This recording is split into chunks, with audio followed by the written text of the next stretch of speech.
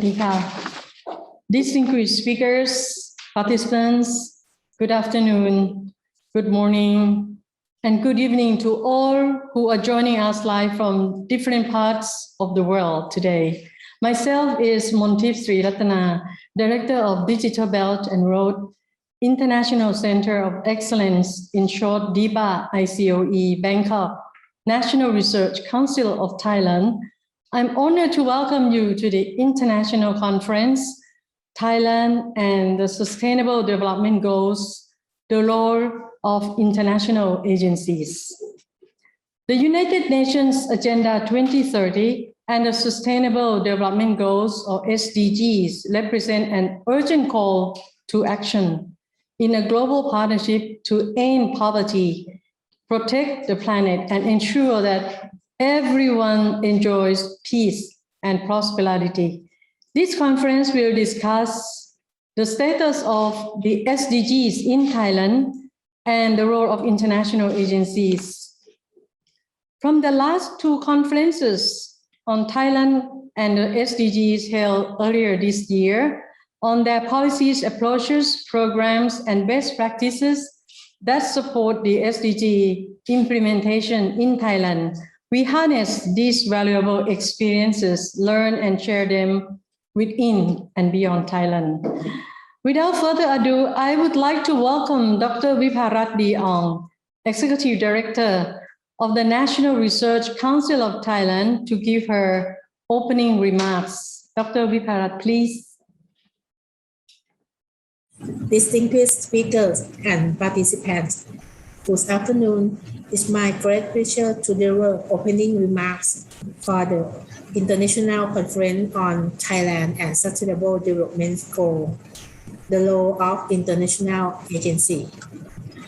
I'm deeply grateful to the partner organization of NRCT, namely the United Nations and the UN Economic and Social Commission for Asia and the Pacific, UNESCAP, the Digital Belt and Road, DIBA, and to our collaborating organizations, namely the National Economic and Social Development Council of Thailand, NESDC, Mahidol University, and the Asian Institute of Technology for the strong support they have given to make this conference a reality.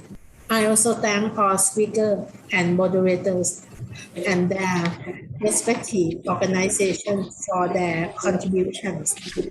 NRCT is the principal organization in Thailand, which guides the development of the country and public policy by using research, including the integration and the administration of national research budget. NRCT administers research work with professional standards by using moral principles to its achievement.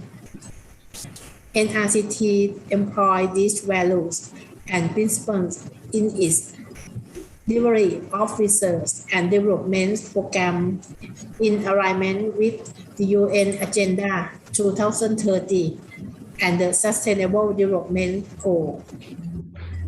Earlier this year, the NRCT provided support to organize two national conferences under the theme Thailand and the Sustainable Development Goals, learning and rooting implementation together. Following the success of the national conference, this international conference is a continuation, offering an opportunity to learn about the approach and program supported by international agencies in support of Thailand implementation of the SDG. Representatives from a broad spectrum of international agencies with office in Thailand will describe how their program contribute to the achievement of the SDG in Thailand, and in case where this program may have a wider reach regionally as well. participant expert to hear experience from international development institutions, environmental development, NGO, and others. These presentations will provide a fuller understanding of the various roles being played by the international community in contributing to the achievement of SDG here in Thailand and key lessons they have learned in their work here, as well as raise awareness among Thai and regional participants. More generally, I'm confident that the outcome of this international conference will be valuable in learning the status of SDG implementation in Thailand and the role of international agencies. I wish the conference well. Thank you. Thank you very much, Dr. Viparat Biong, Executive Director of the National Research Council of Thailand. Now I call on Mr. Nattawat Krishnamara, Director General of the International Organizations Department, Ministry of Foreign Affairs. Mr. Nattawat, please. Distinguished participants, ladies and gentlemen, allow me to begin by expressing my appreciation to the National Research Council of Thailand for the kind invitation for me to speak at this important gathering. I am very happy to see the enthusiasm of the academic community in contributing towards driving forward the SDGs. The conference theme of the role of international agencies is pertinent. Thailand is currently working closely with the UN Resident Coordinator and her team, as well as the UN country team as a whole, to draft the UN Sustainable Development Cooperation Framework, or UN SDCF, which will guide the cooperation between the Royal Thai government and the UN towards sustainable development and the SDGs in Thailand. This is indeed an important year for SDGs implementation as we enter the decade of action amid the ongoing COVID-19 pandemic that continues to hit hard on all countries, particularly developing countries. It is also an important year for Thailand as we presented our second voluntary national review, or VNR, on the implementation of the 2030 Agenda for Sustainable Development to the High-Level Political Forum, or HLPF, this July. We took stock of our progress on SDGs implementation, and we also identified the remaining challenges. At the same time, we also recognized that the VNR drafting process itself was important. As we move ahead, it is well understood that progress would need to be made on several of the SDGs. For instance, on poverty eradication, SDG 1, good health and well-being, SDG 3, and reduced inequalities, SDG 10. In building back better, Thailand's message to our partners is that we are determined to take transformative change towards a resilient and sustainable development. Indeed, the academic, research, and scientific communities, as well as international agencies, have an important role to play in driving this transformation. In his remarks at the SDG Moment 2021 during the 76th session of the United Nations General Assembly on Monday, the Prime Minister highlighted 3 milestones in Thailand's pathway towards SDGs attainment, which I would like to take the liberty of drawing upon. First is promoting good health and well-being for people of all ages. This is especially relevant to the ongoing COVID-19 pandemic. Thailand has been fortunate in that it has a robust public health system and inclusive universal health coverage, but this needs nurturing.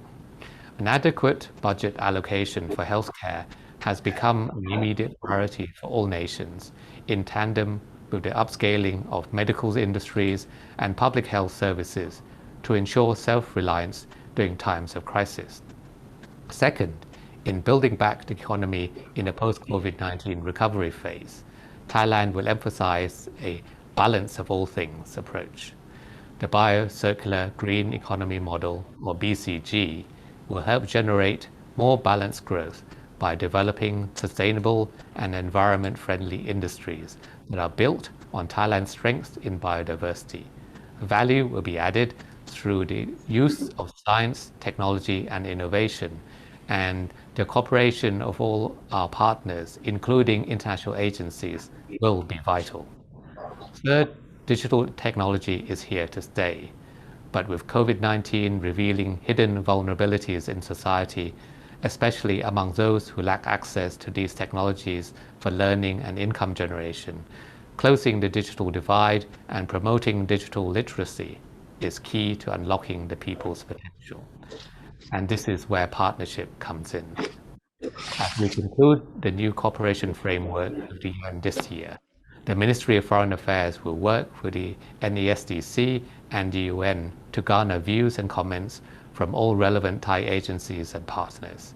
It is incumbent on all of us to use resources wisely and ensure that our engagement with international agencies correspond to the country's development needs and the pathway towards SDGs attainment. I wish the conference all the success. Thank you very much, Mr. Natawat Krishnamara, Director General of the International Organizations Department, Ministry of Foreign Affairs. Now I call on Ms. Gita Chachbrawal, the United Nations Resident Coordinator for Thailand, to give a message. Ms. Gita, please. Thank you, Dr. Montan. It is my pleasure to co-host the SDG conference today, focusing on the role of international agencies in advancing the 2030 agenda. First, let me thank Dr. Viparath with the National Research Council, Khun Natawat from the MFA, and Dr. Thattai at the NESDC for our close collaboration. Let us be very clear. The partnerships we see reflected here is absolutely essential to the attainment of the SDGs, the global blueprint for dignity, peace, and prosperity for people and the planet, as well as Thailand's national development strategy. This is a great responsibility that requires equal commitment from all sides. In my remarks today, I want to focus on the whole of society approach, which is necessary for progress towards the SDGs, how the UN is contributing in Thailand through the UN Sustainable Development Cooperation Framework, and finally, end on a note of optimism about growing awareness and commitment to these shared goals. The pandemic are a reminder about the interconnectedness, not only of challenges, but also solutions. Pull one thread and the entire social fabric is affected. The UN Secretary General has a stark message for all of us. The choices we make or fail to make today could result in further breakdown or a breakthrough to a greener, better, and safer future. The cost of inaction is clear, but so too is the real potential to build a better world if we work together now. Thailand brings unique strengths to the table. The vibrant and dynamic civil society is exemplified in the spirit of volunteerism and community solidarity demonstrated during the pandemic. As a regional hub, both a provider and a recipient of South-South and Triangular Cooperation, Thailand contributes to and benefits from the strong ties in Southeast Asia and across the world. Another key player is the private sector, which has an essential role in leading on sustainable financing. Next week, the UN will co-host with the Minister of Finance and the government's pensions fund a dialogue to scale up commitments by banks and investors to adopt the UN sustainable principles for banking and investment, laying the foundation for long-term green and sustainable development. In Thailand, the Global Compact Network has already committed $40 billion over a 10-year period towards the attainment of the SDGs. At the upcoming roundtable in October, the private sector is expected to agree on further ambitious targets to reduce CO2 emissions. It is important to remember when we talk about civil society, it includes all of us. Strengthening the bonds that holds us together provides the bedrock for our work towards common goals of a sustainable future, requires empathy and outreach, especially across generations. Young people made up the largest segment in Thailand in a recent global survey, in which they resoundingly responded that they favor working together on development, climate change, and peace and security issues. We need to include, listen, and also be led by the youth.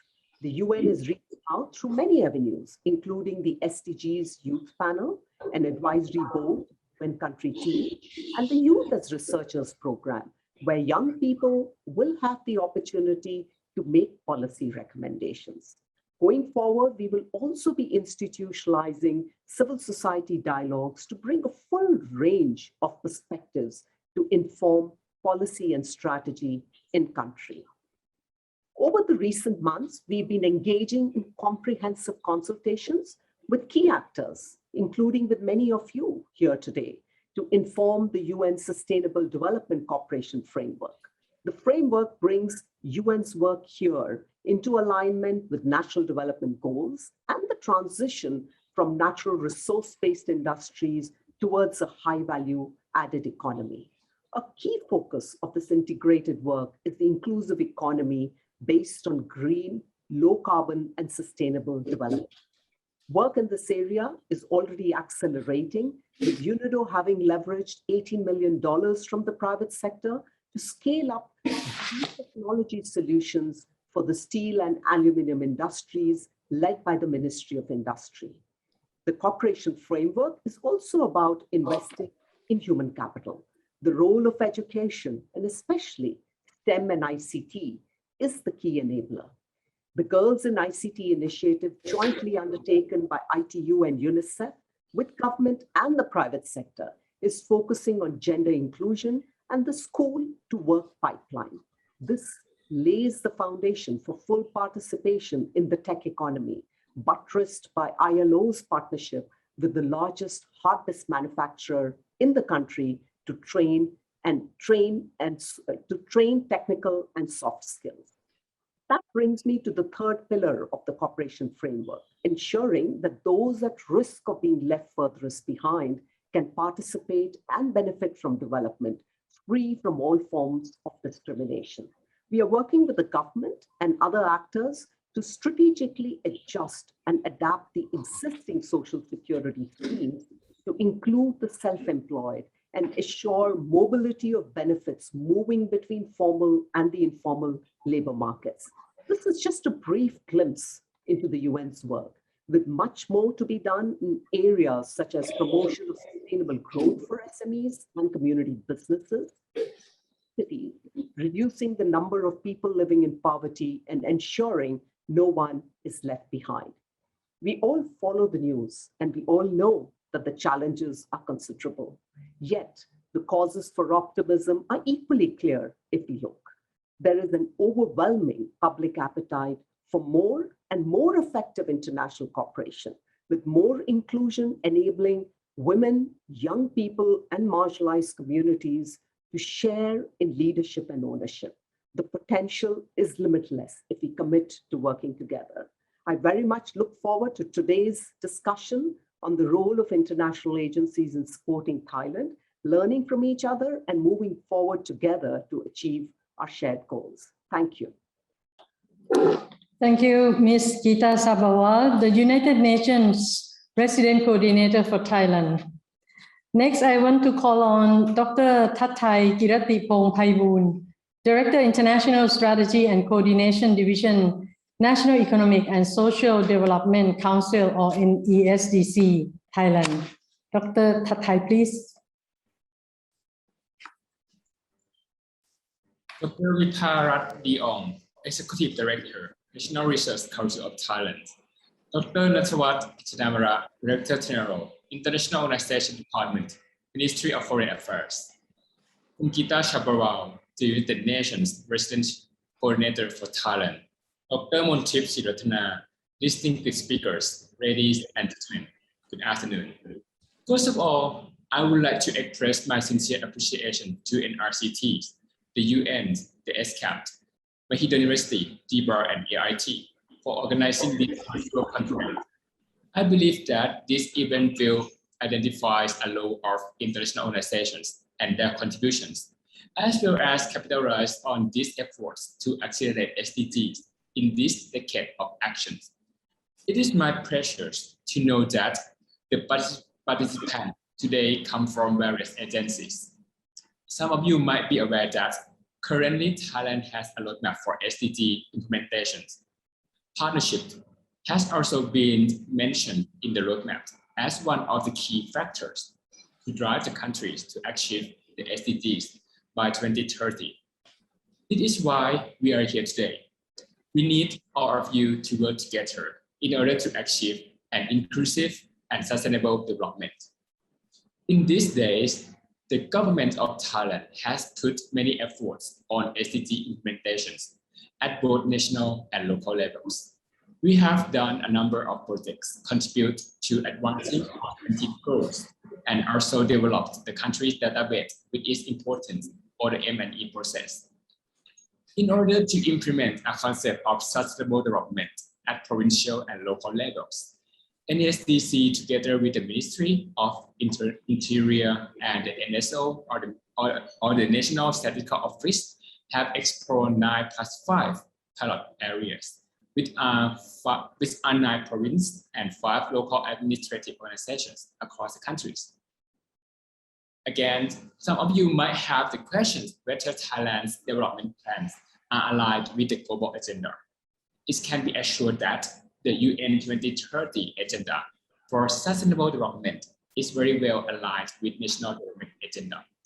Both the 20 years national strategies and the NESDP, or National Economic and Social Development Plan, have been formulated by embracing the 2030 agendas and the sustainable development goals as one of their key principles. Ladies and gentlemen, once again, I would like to thank NRCTs and the relevant agencies, especially Dr. Montip Siratana for organizing this event. I believe that the discussion today will provide crucial information and critical ideas to accelerate the SDGs, and also to identify a role of international organizations as an active and engaged partner for sustainable development. I wish you all fruitful discussions. Thank you very much. Thank you very much, Dr. Thatthai Kiratipong Phaiboon, Director, International Strategy and Coordination Division, National Economic and Social Development Council, Thailand. And that concludes our opening session. The conference is designed to delve into 4 important issues in SDGs implementations, namely big data, restoring a green planet, localization of SDGs, and SDGs financing.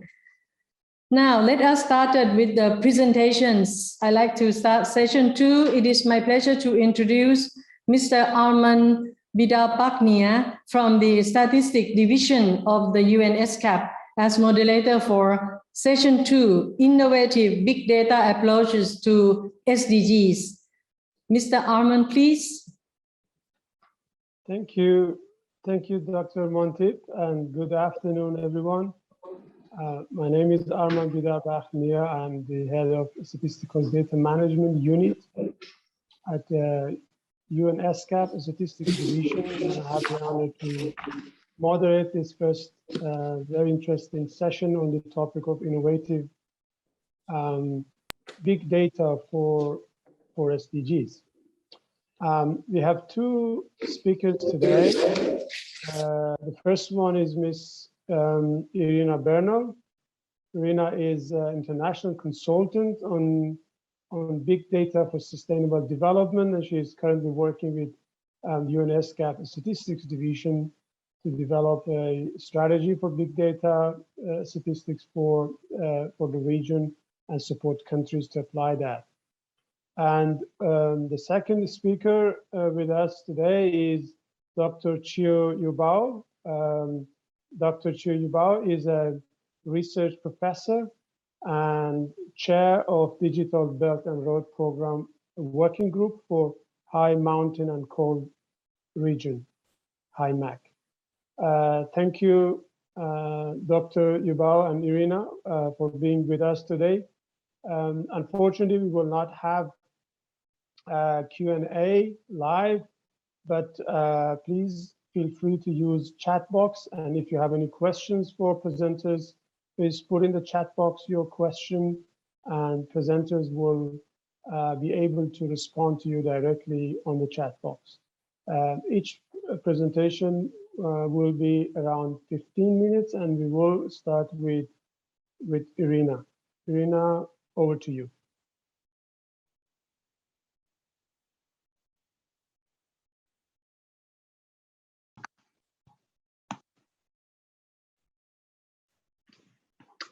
Greetings, everyone. It is my honor to speak to you today about how countries in Asia and the Pacific use big data for national SDGs monitoring and how Thailand could benefit from these findings to improve its monitoring of the SDGs. The findings that I present today are the result of SCAP Statistics Division research on the uses of alternative sources of data for official statistics and monitoring of the SDGs. SCAP has been very active in the big data space for the last couple of years. There is a lot of interest from national statistical offices in the region to use new data sources for official statistics, and this interest was confirmed at the last Regional Committee on Statistics in 2020 that brought together heads of the national statistical offices. SCAP is also an active member of the UN Committee of Experts on Big Data and Data Science for Official Statistics and several of its task teams, such as on mobile phone data, Earth observation data, and training competencies and capacity building. Several countries in the region are also members of these task teams and contribute to their initiatives. Last year, our division also launched the Stats Cafe, a series of webinars dedicated to official statistics with multiple sessions dedicated to big data. Another initiative launched at the same time is the Data Integration Community of Practice, which brings together statisticians and development partners to share national data integration efforts, including of non-traditional data sources, such as data from the private sector. All of our big data related events are very well attended. Lastly, we have been actively documenting our findings and providing technical assistance to the national statistical offices in the region. At the end of my presentation, I will share a list of relevant resources. When we talk about, when we look at the SDG data availability, particularly in Asia Pacific, we can observe that despite significant progress, it remains poor. 129 SDG indicators have no or insufficient data to measure progress.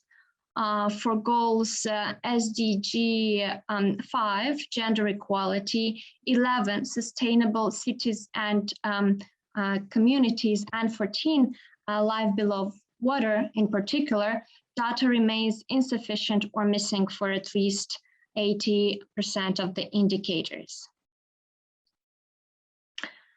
Here is the snapshot of SDG data availability in Thailand that you can also consult on the SDG Gateway for Asia Pacific. There are 112 indicators, about half of them with sufficient data, while 101 indicators have no or insufficient data. Here, please note that the number of indicators refers to the global indicators and not the national indicators. Similarly to the situation in the entire region, Thailand has significant insufficient or missing data for SDGs 5, 11, 14, and 16 on peace, justice, and strong institutions. There are many data sources that already are or could be used for SDG monitoring and implementation and could potentially address the existing data gaps. This image illustrates the traditional sources that are usually collected by governments, NSOs, and international organizations, as well as non-traditional data, such as Earth observation, citizen-generated, or private sector data. Last year, SCAP conducted a research to understand how national statistical offices in the region use big data to produce official statistics and monitor the SDGs. What we found is that the use of big data is still at an exploratory stage, mostly complementing or validating traditional data sources and results. Many of the big data projects are single pilots that do not necessarily translate into further research or data source integration.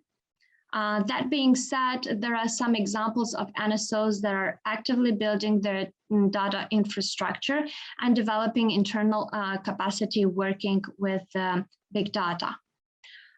Big data partnership models are also evolving from CSR, where companies shared free data as part of their corporate social responsibility, to several other models, such as commercial, where companies are paid marginal or market price for data or insights, reciprocity models, where companies may get data or insights, such as their market share, in return for data they provide. And lastly, a legislative approach, where organizations, both public and private, are obliged to share data for statistical purposes. When it comes to data sources explored by the national statistical offices, scanner data and online price data have most of the NSO's attention for producing price statistics.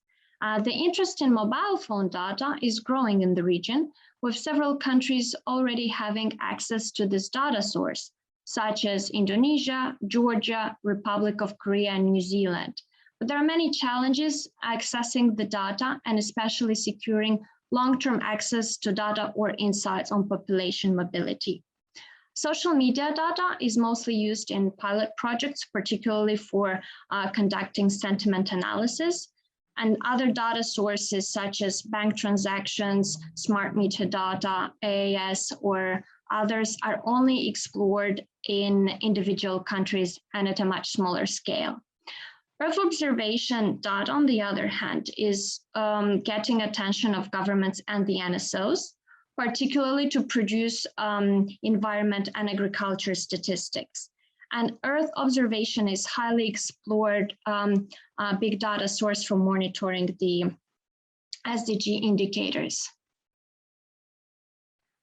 In fact, according to our findings, 39 SDG indicators across 8 goals can benefit from geospatial information.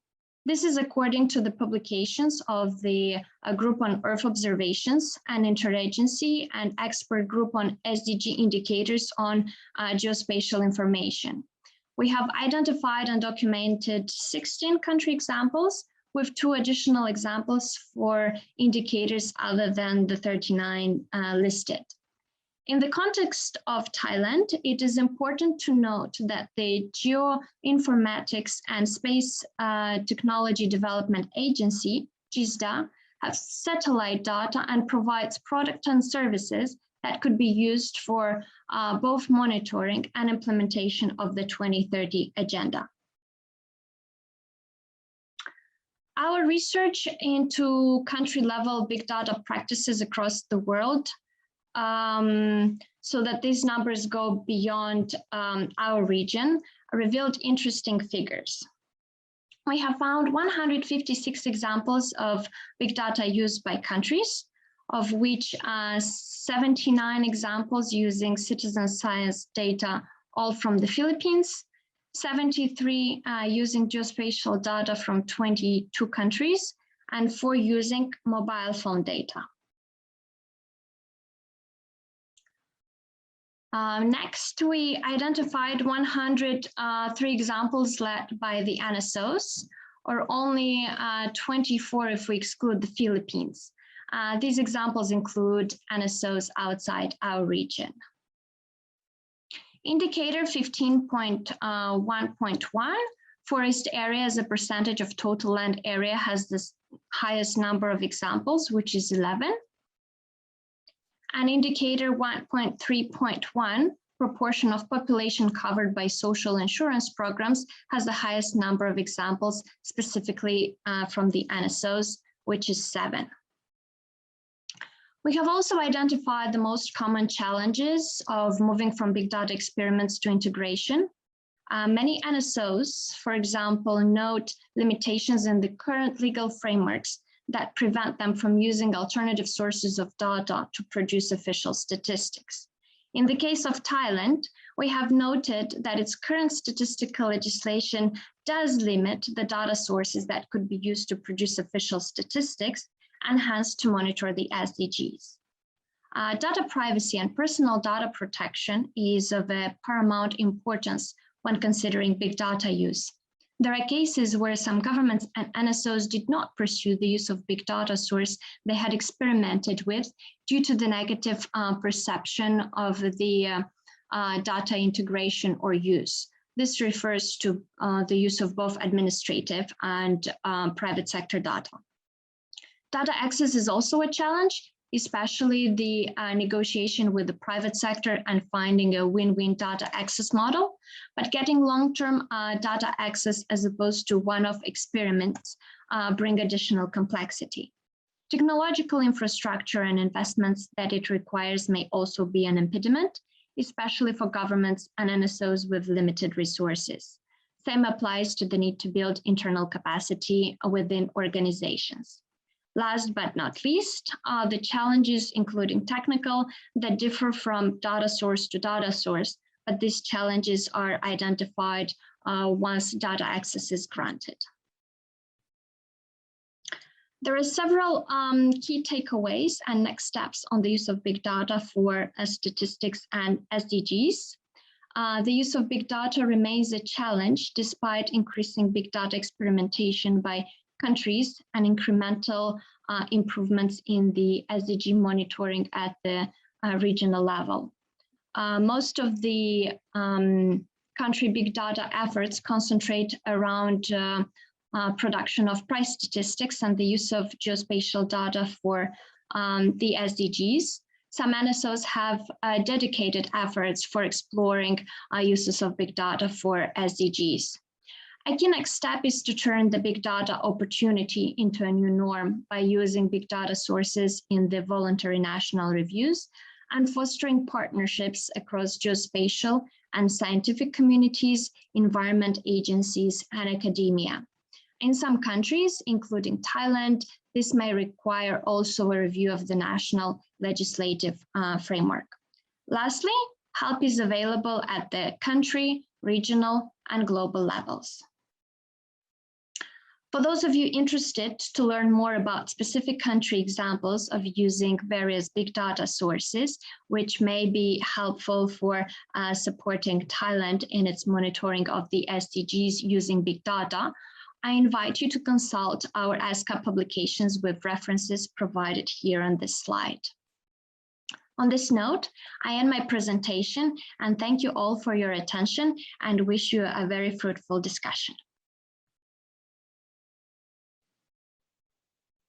Thank you very much, Irina. Very interesting presentation. Thanks for providing an overview of the relevance of big data to SDGs, the availability, and you have highlighted important challenges from technical to legislation challenges, but also provided good examples of the use of big data, which give us lots of hope that the use of big data in the future will be increasing in terms of monitoring SDGs, including in Thailand.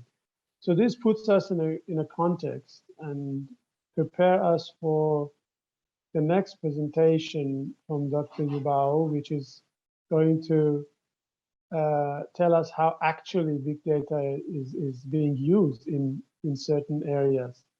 Dr. Yubao, over to you. Okay, thank you, Chairman. Can you hear me? Yeah, yes, we can hear you clearly. Okay, I need to share my screen and let me see, okay. And it's okay for... Yes, it's okay. See, man, okay. Also, put it on the slides. That's great. Okay. So how many minutes should I have? You have between 15 to 20 minutes. Okay, so I will use, thank you. Thank you for inviting us to present our digital data and load program here. especially for the sustainable development goals using the biggest data. So this is my presentation title. It's about the DBAR. So as you may know, DBAR is one of the sustainable development empowered by data science. It's a program initiated by Chinese government sciences and also with the international stakeholders. And we're really happy to see the International Center of Excellence in Thailand, Bangkok. So Professor and Dr. Mausip hosted that ICOE, and today my title is biggest data for the SDGs in the Belt and Road region. I would like to introduce these programs. So my presentation includes 3 parts. One of the science, technology, and innovation to support the global challenges, not only in the, for example, SDGs. So as we all know, the UN systems, they identify a really big umbrella for the global policy. So this is a global concern, one of the UN SDG. Another is a Paris Agreement, that is a climate action, and also the disaster risk reduction. This is Sendai framework. So now we focus on the first one. It's about the how to use the technology facilitations mechanism to support the SDGs.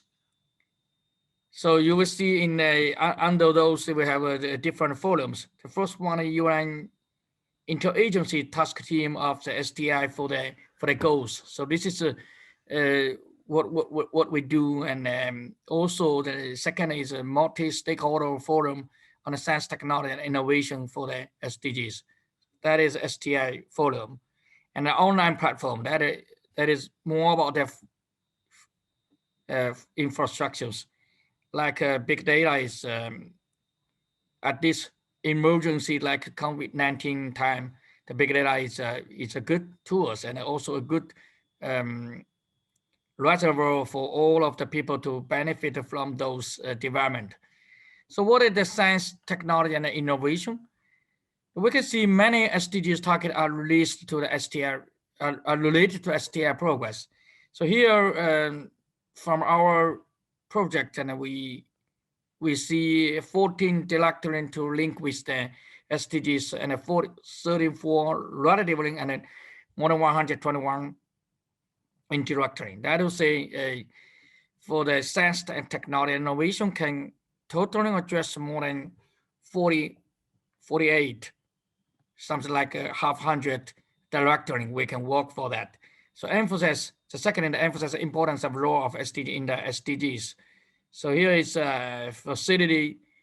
facilitating mechanisms. So something like our DBAR is one of the program that can help the people and the stakeholders to work together to build the data innovation and to support the SDG evaluation. So this is our work and our main aims. The third is to emphasize the key role of the STI community in the SDGs. That will say we concern not about the people community, and also provide a data, expertise, and evidence to support the SDG evaluation, and also to address the challenges from those regional and local or national development. So here I will, at one of the subset of the big data.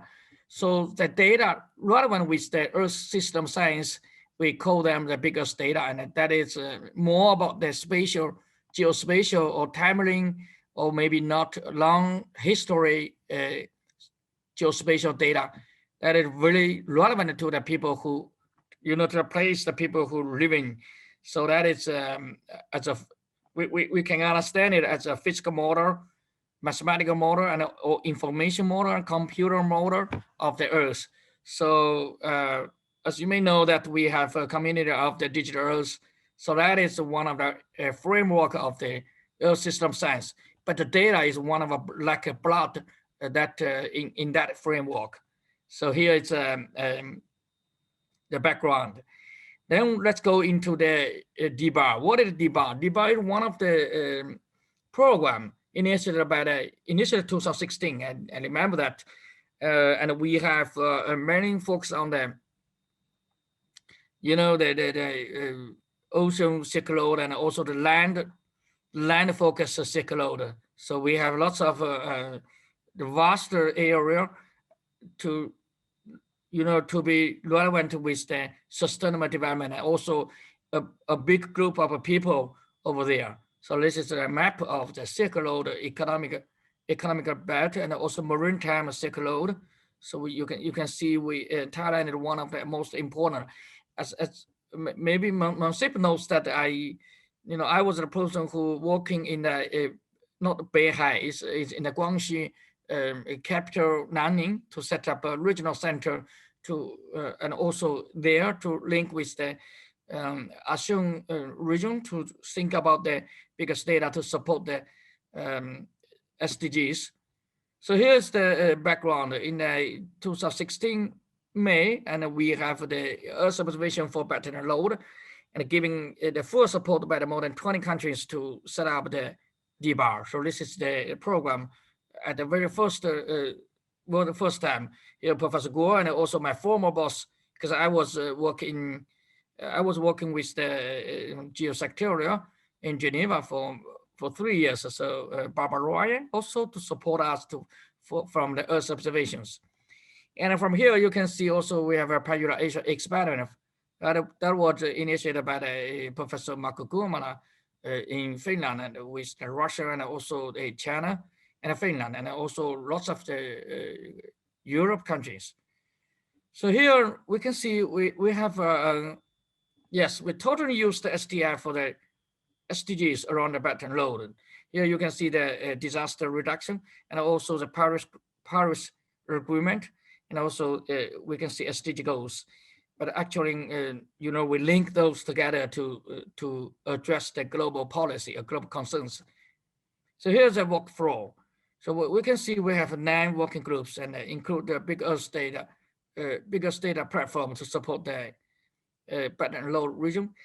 And from the basis, we can see that data streams is about the Earth observations from the satellite and also the in-situ measurement, the ground observations. You can see from the maps of the on top of the glacier. And we have a platform, we have working groups.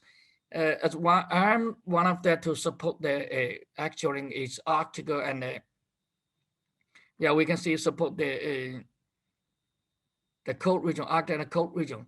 And then we get the SDG highlights report from them. That is, we focus on the DBAR foresight. So we're linked with the international body, like conventions and also policies. So this is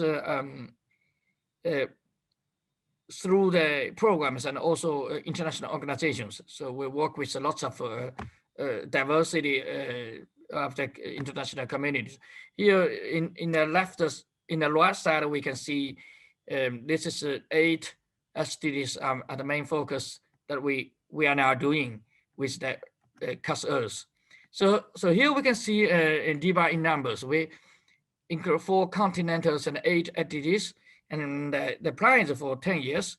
And we have 9 working groups, 57 partners and 8 ICOEs. So Thailand is one of us, and Helsinki, Russia, and also even the United States and Italy and Pakistan. So we have a regional center on that. So all of those link with one biggest data platform. So here's our DBAR ICOE, and most of them were set up from 2018 to 2019. So actually, I work in a cold area, but not the hot area like our Bangkok, Thailand. So here's the DBAR working groups. So from here, I can see we can quite much link with the DBAR agriculture or DBAR data, DBAR coast, and also the water, hydrogen and disaster. So and even the boat urban. So this is quite complicated. Not complicated. It's quite a combination of all of those to work with the Thailand part. So the facility in Beijing, you can see it's very, yes, we have actually at this moment, it's not easy for us to visit in Beijing, but now in Beijing, we already set up this vision of the biggest data visualization and a decision making platform. And also we, in the Huailou region of the Beijing, we have the biggest data infrastructures for supercomputing and also the data storage. So here's the Earth cloud capabilities.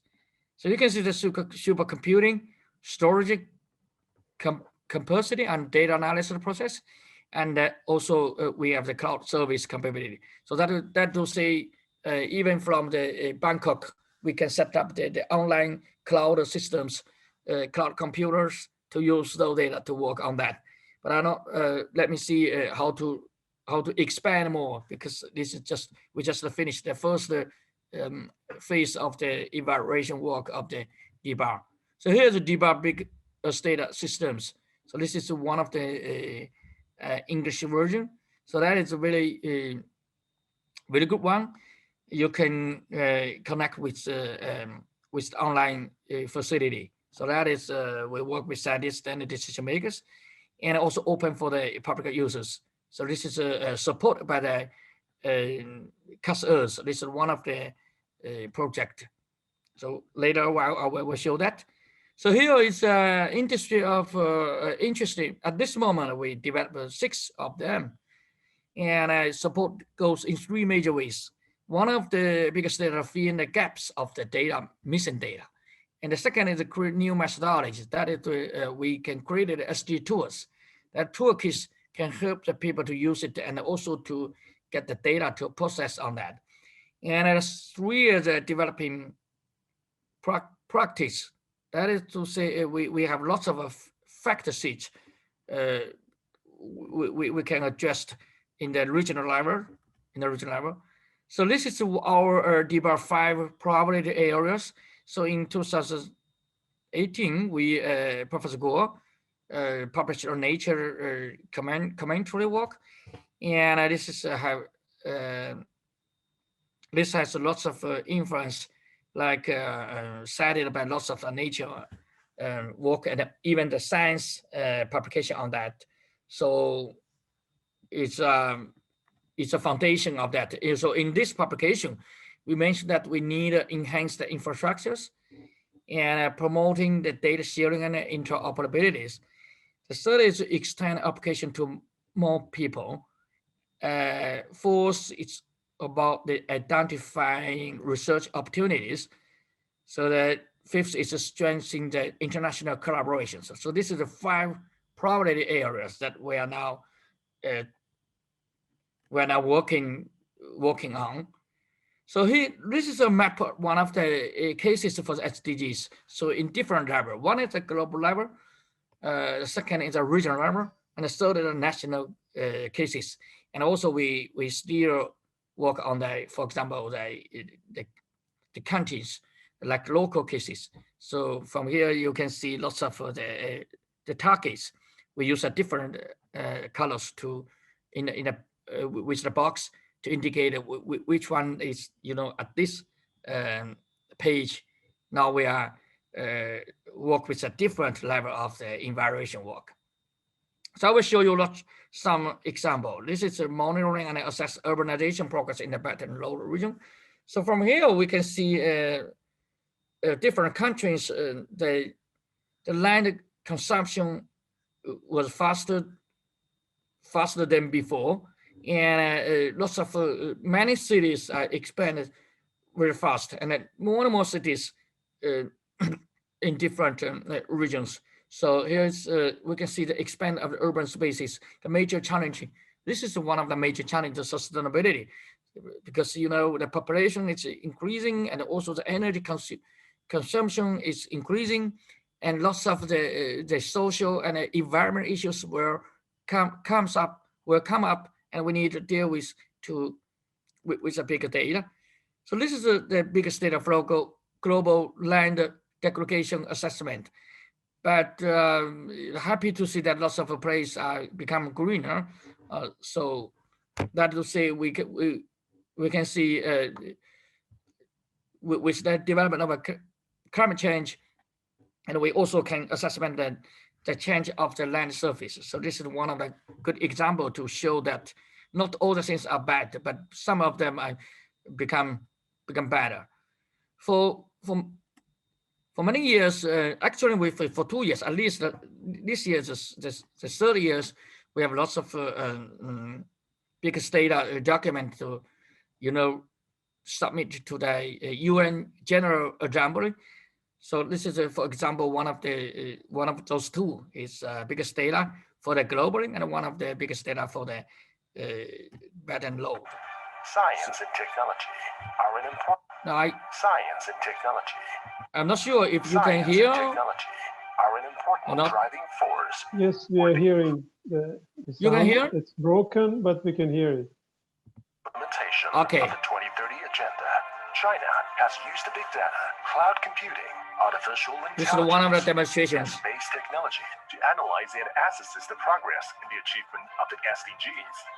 Building on its work in 2019, the Chinese Academy of Sciences has compiled the 2020 report of Big Earth data in support of the Sustainable Development Goals to provide supporting data for monitoring and evaluating the implementation of the 2030 agenda under SDGs, covering zero hunger, clean water and sanitation, sustainable cities and communities, climate action, life below water, and life on land.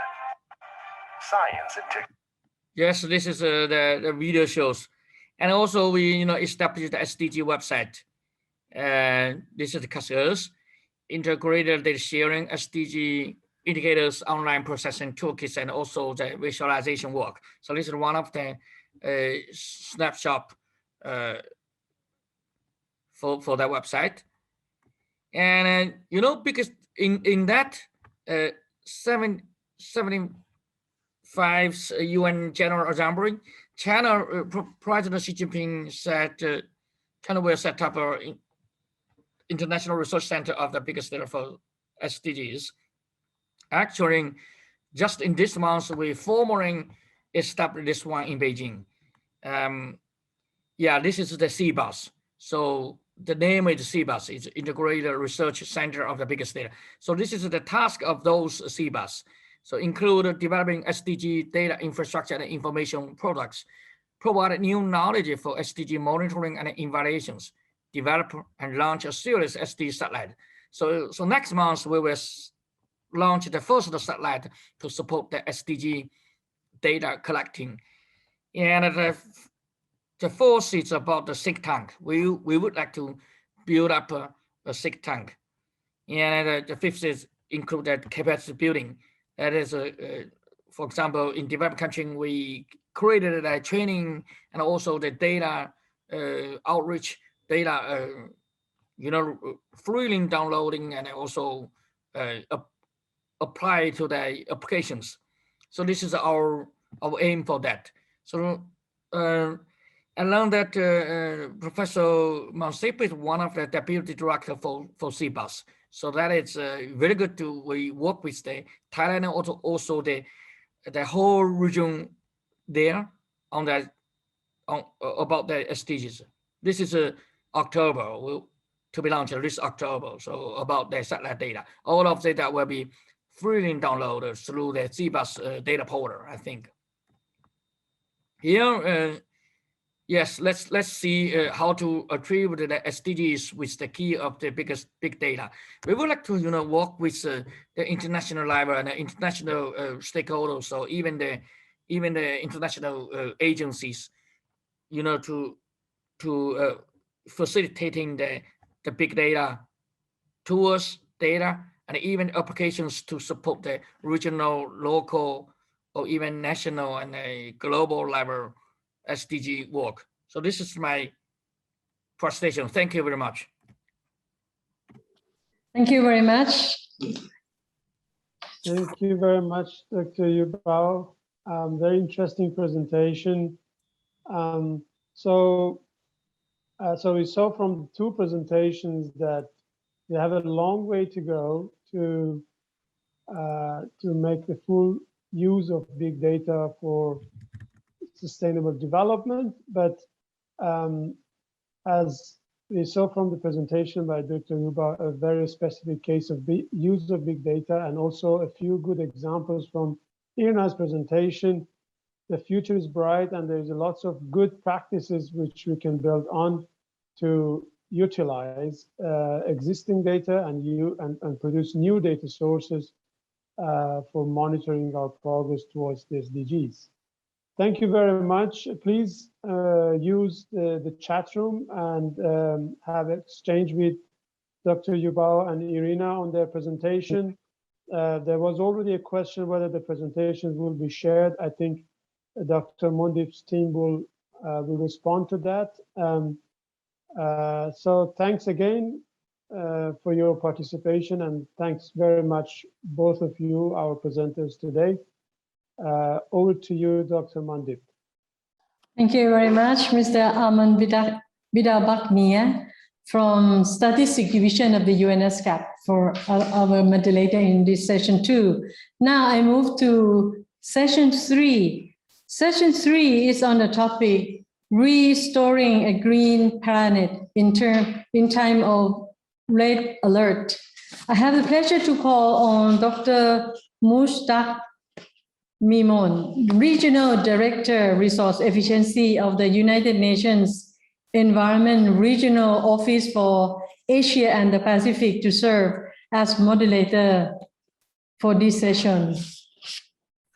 Dr. Mushtaq, please. Thank you, Dr. Monte.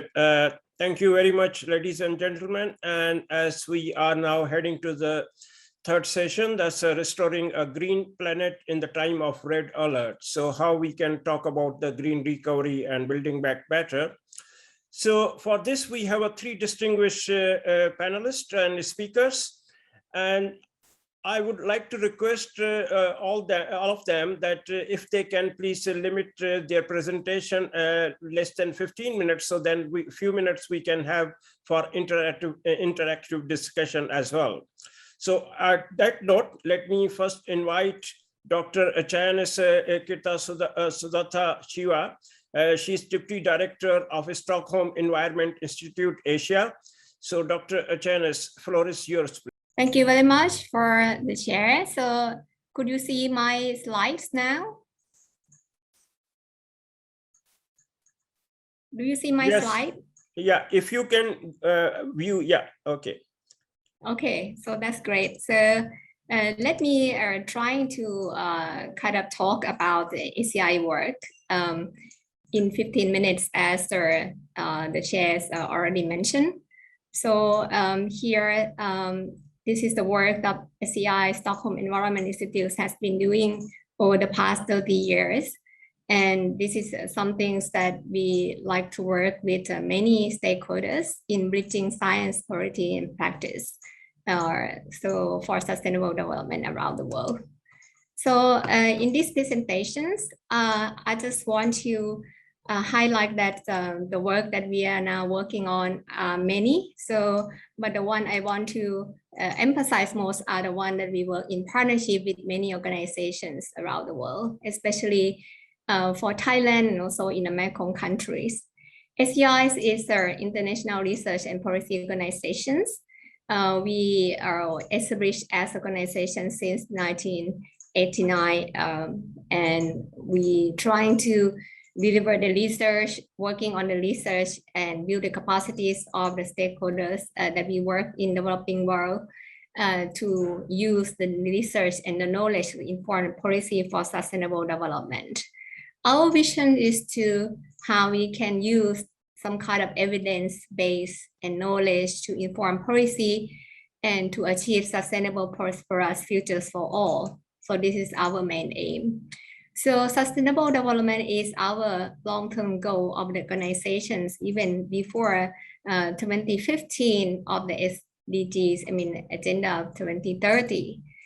So we already focused this since over 30 years back.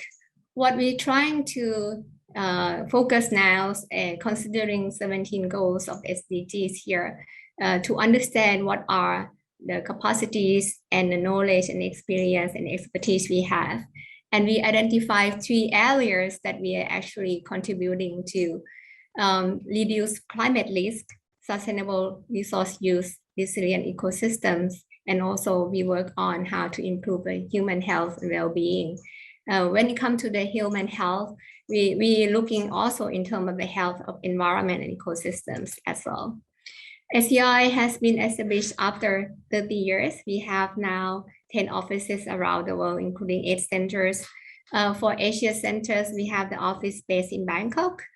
Here we are hosted at Chulalongkorn University.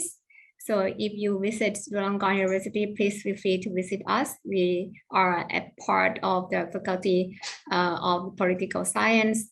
So this is the building of our office. So the work in the past 30 years of SCI is focused very much on people-centered and participatory approach.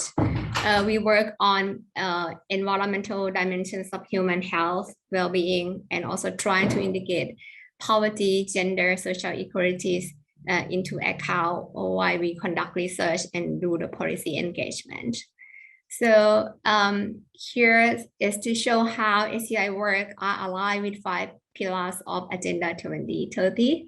According to like here, each pillar have people, prosperity, peace, partnership, and planet. So we have actually worked on this using the research and the project implementations, where we work on this. We have food systems, agriculture, and also their work on air pollution and circular economy and energy. And we also work on water resources management, climate change adaptations, and also disaster risk reductions. And not to forget anyone, so we have to address the issue of social inequalities, gender inequalities. That's why we have worked on women, environmental, human rights defenders, genders, and migrations, for example, and even including the issue related to non-normative gender and sexualities. So we work with many partners, including the private sectors. So looking at the work that we do here, so I like to highlight the work in the Mekong region. So firstly, let me show you the work that I'm involved heavily on, so-called Sustainable Mekong Research Network.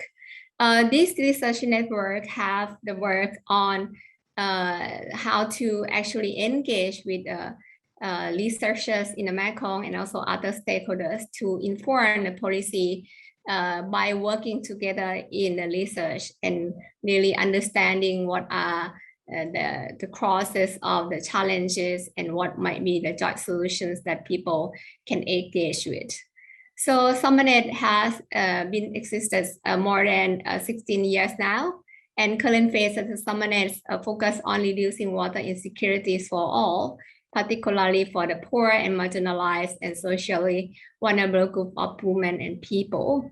At the moment, the network expands to include 350 network members engaging in various activities of the network.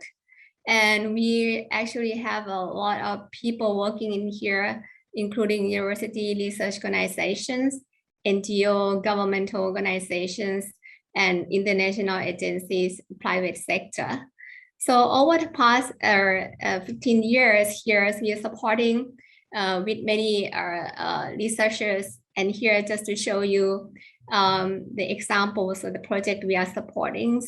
In this show the location map of the 23 projects that we are supporting across 5 or 6 countries in the Mekong, including 43 country teams, 159 grantees. And many of them are from Thailand, like 37 grantees are from Thailand. And many projects we actually not only provide funding support, but also technical support on, for example, how to recover the wetland, how to conserve the ecosystem services and biodiversity to really help address the issue of drought, flood, and also transboundary waters issues in the region. The second project I like to highlight is the work Underwater Beyond Boundary. This project is to help policymakers that they need to face with multiple challenges, including uncertain change with the climate, and also to ensure how they can manage and also supply water, enough water in terms of quantity and quality to different users. So Water Beyond Boundary introduced new ways of thinking and how to manage water's planning and also address those challenges. To give you some practical examples, it's not only like the research project, but in fact, we engage with many countries, including Thailand. For Thailand, we are helping the implementations and also populations of the new provincial plan for Nakhon Phanom province in Songkhram River Basin of Thailand. By engaging with the local government and provincial government, National Resources and Environmental Office in the province to understand their needs, and also using the technical support, the tools, the modeling tools, the data to understand the interactions between water resources, environment, and people there. And here just to show you some simple ecological relationships between the basin, the lower Nam Songkhram floodplain wetlands, and also upstream of the Mekong River, for example. So how is this the interaction and how we engage with people to identify the joint solutions in addressing the issues on this. And moving on to other projects. So I'd like to highlight some of the work that SDGs has been engaging with ASEAN's member countries and also ASEAN Secretariat. Thailand has taken a key role in ASEAN Climate Resilience Network, driving its establishment by initiating a project on promotion of climate resilience in rice and other crops in 2014. And actually Thailand also serving as the chair of the network. And over the past 2 years, SDGs has been supporting GIZ's engagement in ASEAN Climate Resilience Network and also ASEAN Negotiator Group on Agriculture by providing research synthesis and assisting also the capacity building workshop and providing support to ASEAN Negotiators Group on Agriculture. Recently, we published the Insights Brief series aimed to raise awareness of mitigation and also adaptation potential of the selected climate change use and practices, and to see what are the potentials for the member states can apply this and what are kind of advantage and what are disadvantages or different kind of techniques. And we also help engaging with ASEAN Climate Resilience Network, synthesizing the literatures on climate smart land use and also reviewing ASEAN land use guidelines and try to understand how this kind of guidelines has been used by regional government or national government and even the donors, for example, and to see what are the possible ways to promote the better use or more use of the guidelines into practice. So we also support various activities for ASEAN to engage with UNFCCC, especially the climate negotiations. Yeah. The last project I like to highlight is a project governing bioeconomy pathway. So this is our SDG initiative on how to help better articulate the alternative pathway for bioeconomy development. So looking at the policy, institutions, and also governance mechanisms that can facilitate each of them on doing this. So for Thailand in particular, we look at the value chain of sugarcane and also are trying to help understanding what are the current national and sectoral policy documents from different organizations that outline Thailand's visions. For example, the bioeconomy, looking at sufficiency economy philosophies, 12 national economic and social development plan that identify the income equalities and also access to justice. And of course, Thailand 4.0 policy also included. And in terms of the research findings, we really see that it's very important that achieving the equity and environmental goals of bioeconomy will need more extensive engagement of diverse actors to ensure that they actually have common understanding and also perception on equity and sustainability on further development their own business and their own activities towards more sustainable bioeconomy. So this is something we see that we can enhance to the corporations, especially the work with the partners in Thailand. SCI has been known as an organization that develops various decision support tools to support decision makers, especially via non-profit organizations. Almost all of the tools for us that we developed over the past 30 years provided to for the profit purpose for free. In this occasion, I just want to highlight two tools related to SDGs for the participants to consider. The first tools, SDG synergies. So this is a tools where SCI just recently launched. This is SDG synergies website. And actually this is a website that is designed to be used by decision maker and those who need to support strategic decisions that involve multiple interacting targets and interests. And we know that sometimes we're trying to achieve this target and the goal, in fact, it could actually make another target and goal compromise and hard to achieve. So using these tools and the way to engage with the stakeholders really help to identify what might be appropriate or feasible balance or trade-off among different tools, the goals and targets that we would like to achieve considering limited resources available.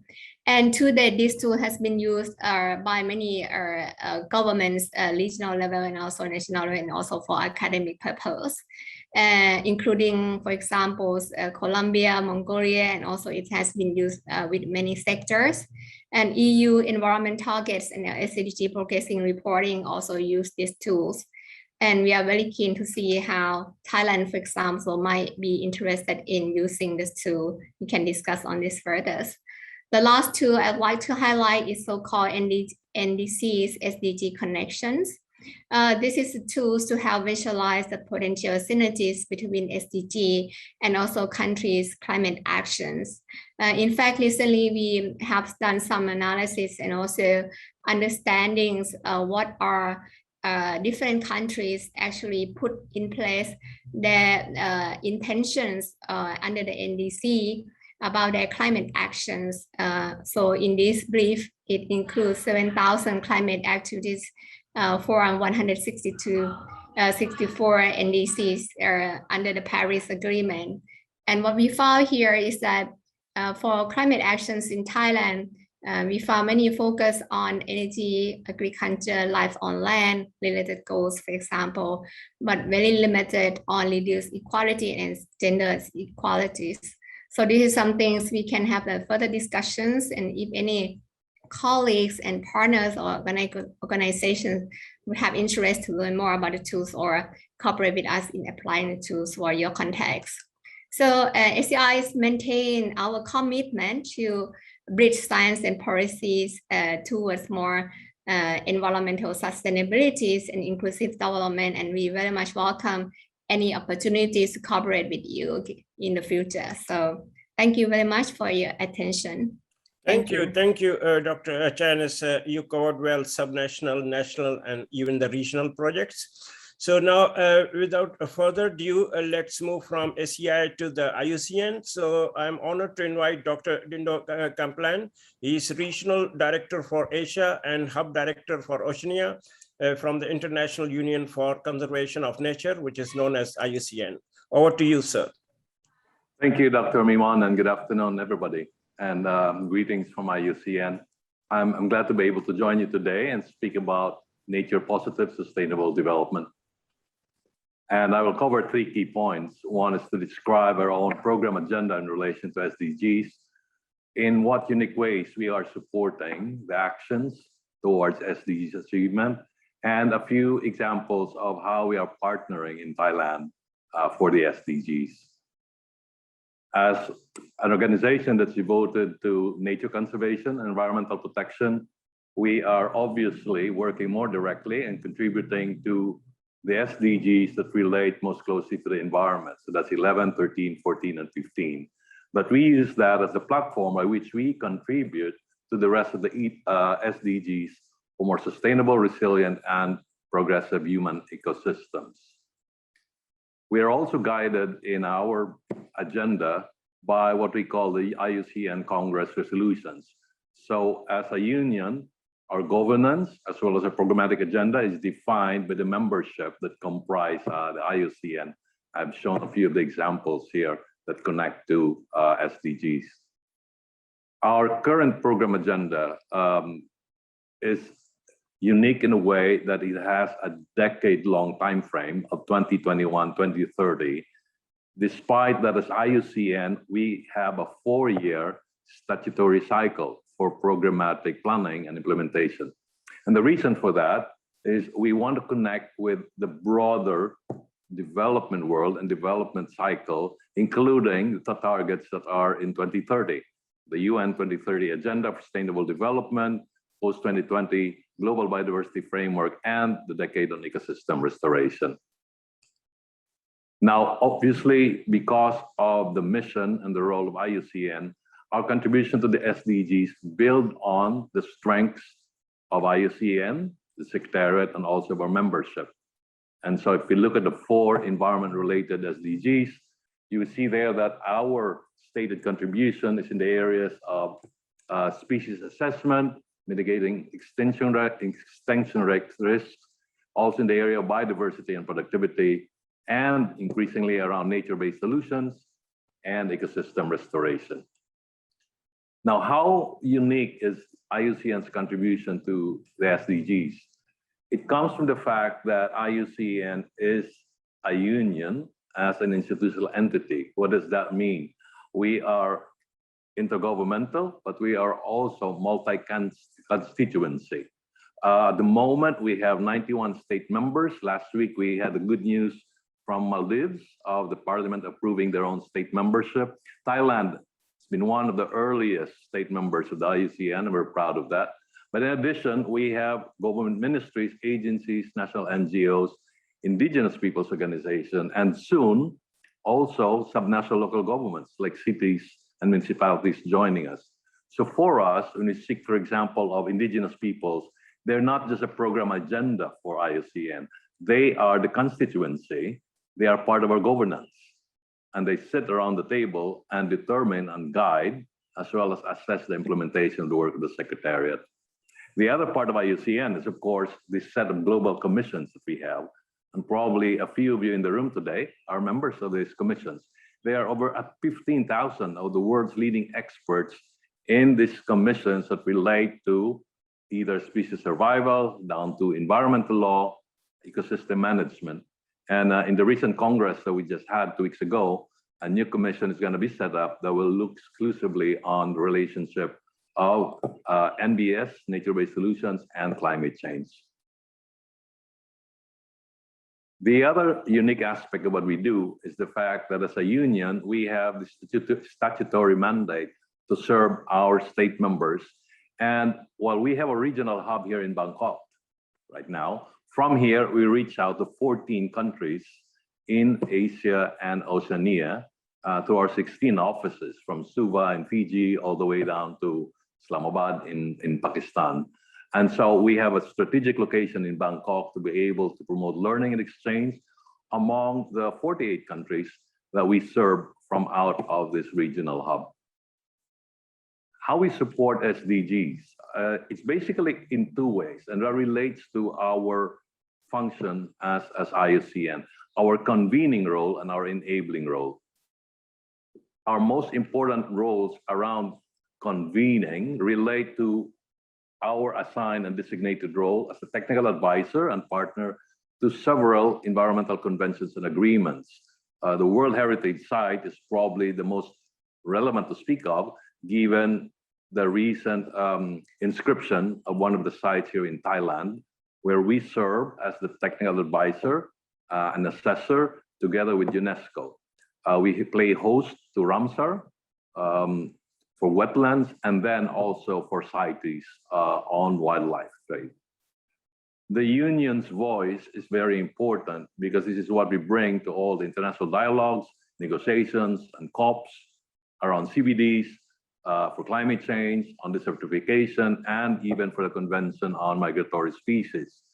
So as one collective union of over 1,400 members, we have this strategic voice to come to these platforms through the various resolutions that are issued by the entire assembly. We also facilitate platforms for regional dialogues and partnerships. And this is giving 2 examples on our BRIDGE program on building river dialogue and governance, and for Asia Protected Areas Partnership. And our enabling role covers 3 sub-tasks. One is around resourcing, to be able to deliver, to be able to contribute to the SDGs. We believe that our members and partners need to be assisted in terms of the resources through our own grant schemes. And 2 examples is for the Critical Ecosystems Partnership Fund and MIC, which is for the elephants. And this is on top of IUCN being an accredited entity for GCF and also as an implementing executing agency for GEF. We are known primarily for our decision support tools and global standards and indexes coming from our work as a science-based, science-driven organization. 3 examples around Rome on FLR, and more recently, and this is becoming more popular, on the guidelines for private sector engagement, given the sensitivities around partnerships with the business sector in promoting biodiversity and nature conservation. Our standards and indexes are what define us as an institution over all these decades. We're known, of course, for Red List as the major index indicator of the world's biodiversity and the threats to species extinction. There's a green list, and the green list is not about the species. This is about areas, protected and conserved areas. And of course, there's NBS. Now, these days, a lot of organizations, including private sector, talk about NBS, and there's a threat to its being overused or misused. So IUCN now sets a standard for the NBS. We have an IUCN Academy that also provides capacity building to ensure there is harmonization, consistency in the application of NBS standards across sectors. Coming to Thailand, 3 examples I'd like to share today is our work with the private sector in the marine and coastal ecosystems and in the wetlands. Our unique advantage being in Thailand is, again, as IUCN, we have 11 of our members, and we have a national committee, and this is led by our state member to the Ministry of Environment and represented by a DNP, the Department of National Parks, Wildlife and Plant Conservation, and a cross-section of the different organizations ranging from local NGOs to RECAFTC as a regional international organization. This is the committee that informs and guides and advises our Thailand national program. One example is as the biodiversity business and biodiversity platform. This is Thailand's first and only platform consisting of the major companies operating in the country and enabling them and supporting them as they design the programs and business operations to contribute to SDGs and the Aichi biodiversity targets. As part of the BDNA, for example, the network has developed this online training course intended for companies and the private sector to be able to understand what the SDGs mean and how they, as actors from the private sector, could contribute towards the achievement. In Rayong, this is another example on with BDNA around mangrove restoration. And what is interesting in these examples is how we are connecting our contributions to the environment-related SDGs towards the rest. And in this case, it's SDG 4 around education. The mangrove restoration initiative that we have provides a good example of yet another partnership. This time with DAO. And then we have for the Mekong Wet project, which is around the wetlands. This brings together the SDGs 13 to 15, but also 4, as we mobilize networks of universities and students in contributing to the SDGs. And I would like to close by recognizing that Thailand has been a very important state member and partner of the IUCN. You see, we have our Congress, a World Conservation Congress, every 4 years as a governance and assembly. 2004 was hosted by Thailand, and we thank, in fact, Dr. Monty and the rest have been responsible for organizing. At the time, it was the biggest event in the world of over representatives from over 160 countries. And for that, there were over 100 resolutions that came out of that Congress. We had our most recent Congress just 2 weeks ago in Montpellier in France. And we were again thankful that we had representations across Asia, including from Thailand. Now, moving forward, the big question is, what is the opportunity and need for IUCN? Given our primary focus on SDGs relating to the environment, we are looking for opportunities that enable us to reach out and connect the dots, especially with organizations that work on the rest of the SDGs, so that collectively we'd be able to say that we have created synergies towards SDGs achievement in 2030. Thank you and good afternoon. Thank you very much, Dr. Dino Kamplan, for a very elaborative way of putting the enabling role and also the convening role for IUCN to showcase how to work with the different stakeholders, including the civil society, private sector, and government. So now let's move from IUCN to IGS. IGS, as I used to be in IGS, where Dr. Monte used to be on the board, and I have a friend now, she's coming here for the presentation. So let me invite Ms. Wei-Chin Teo, whom we know as Shom. Shom, over to you, please.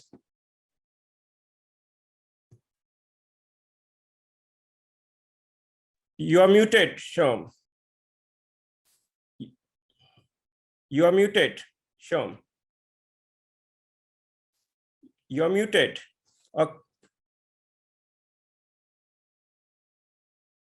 Okay.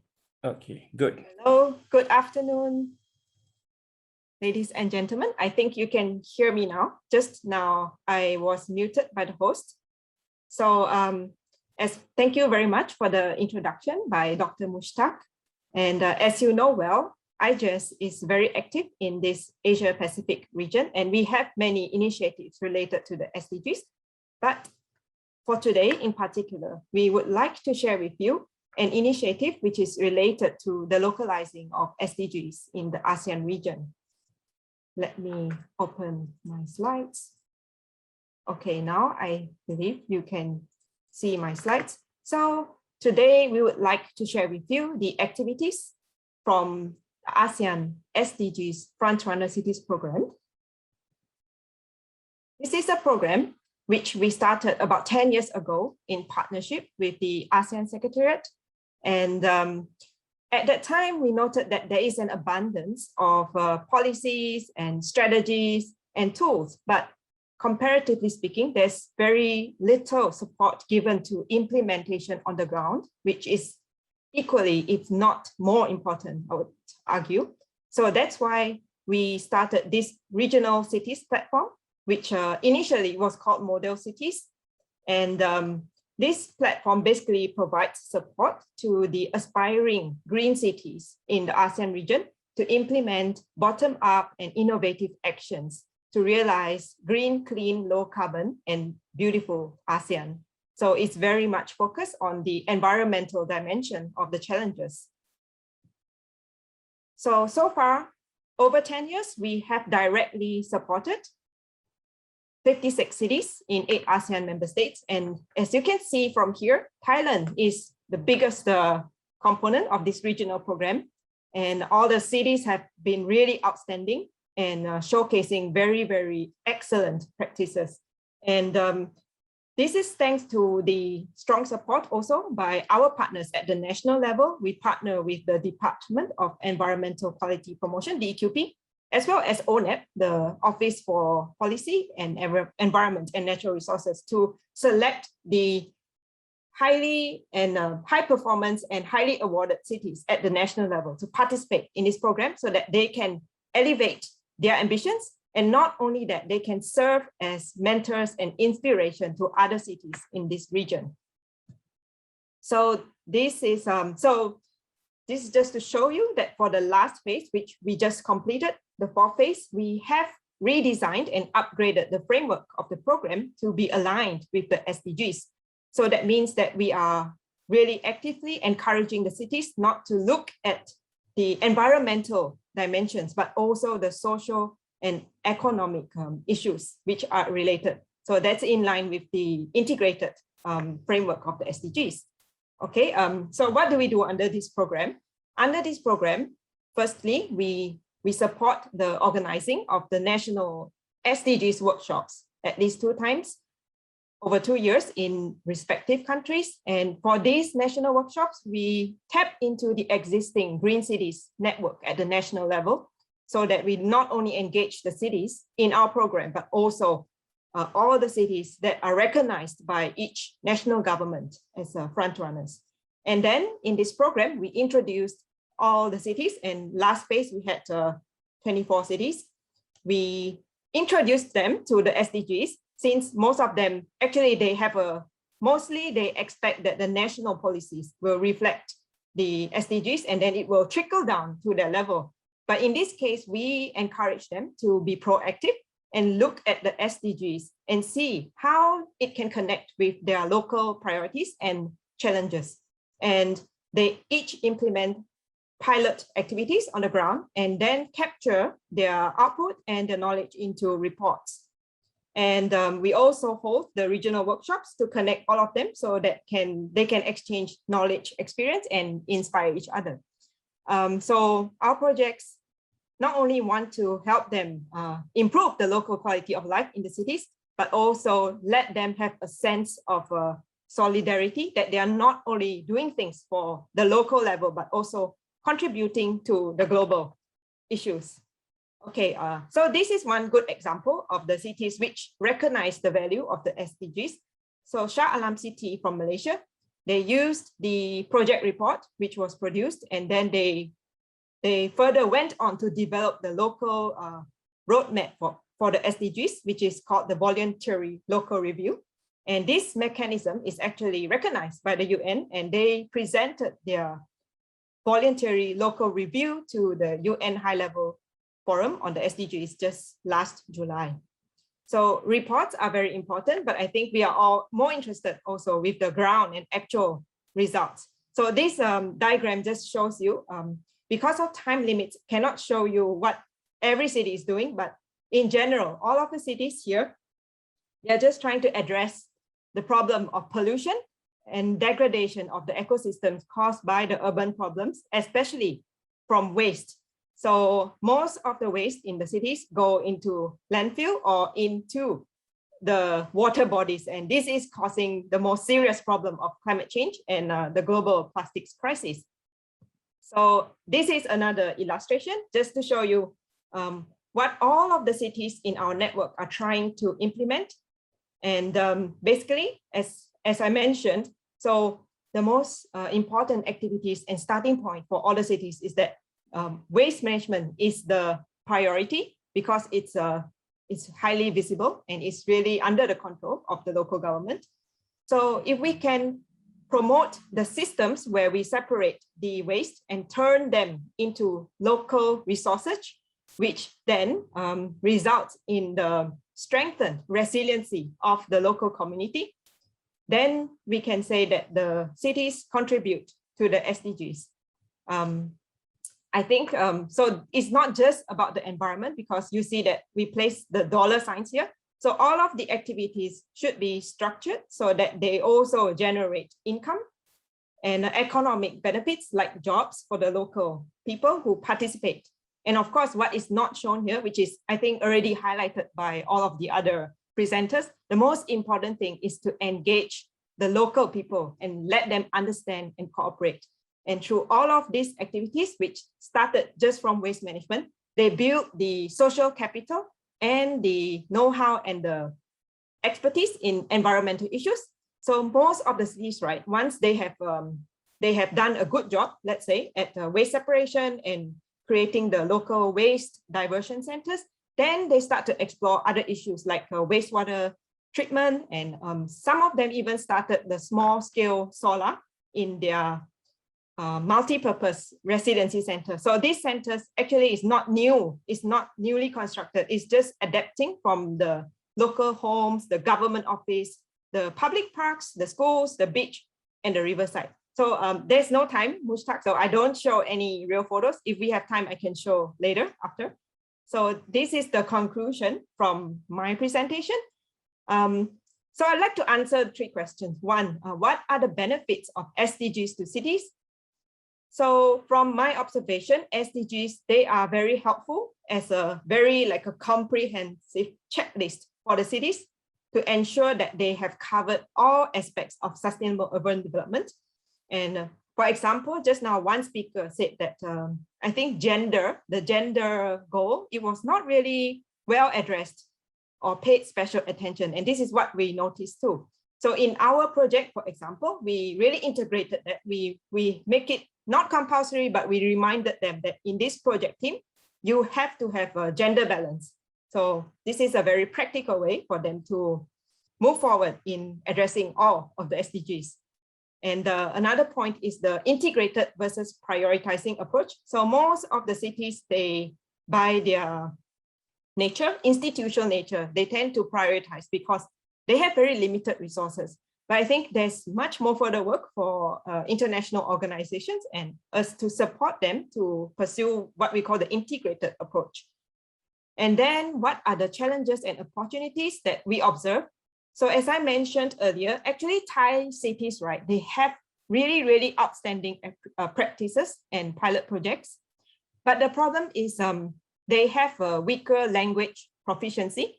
So they are not so good at capturing their, they cannot explain the story behind their projects. So even though they have done outstanding work, we need to support them to really frame their issues and their achievements in a very easy to understand way. So this is one comment I have. And also a lot of, I think this is common. So we find it very difficult to establish the baseline conditions in each city.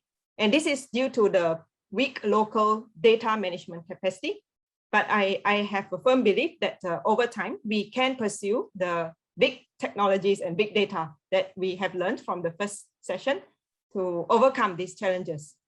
And then finally, the way forward, we as IGES, we really appreciate and we really understand how difficult it is for these frontrunner cities to do whatever they're doing now. We have to understand that what they're doing is voluntary. So it's not backed up by the strong legislation. So it is understandable that they cannot scale up. So we hope that eventually these cities will be like a reference or focal points for the national legislation or policy, which we surely will introduce because we are already in the code rate situation. So looking forward, IGES, and we hope to work with all of the other organizations. We want to transfer latest knowledge and ideas, and then we want to facilitate the mutual benchmarking and learning, and we want to continue capturing the good examples, real examples that people can easily understand so that we can spread the knowledge and practice for the tipping point creation. Thank you.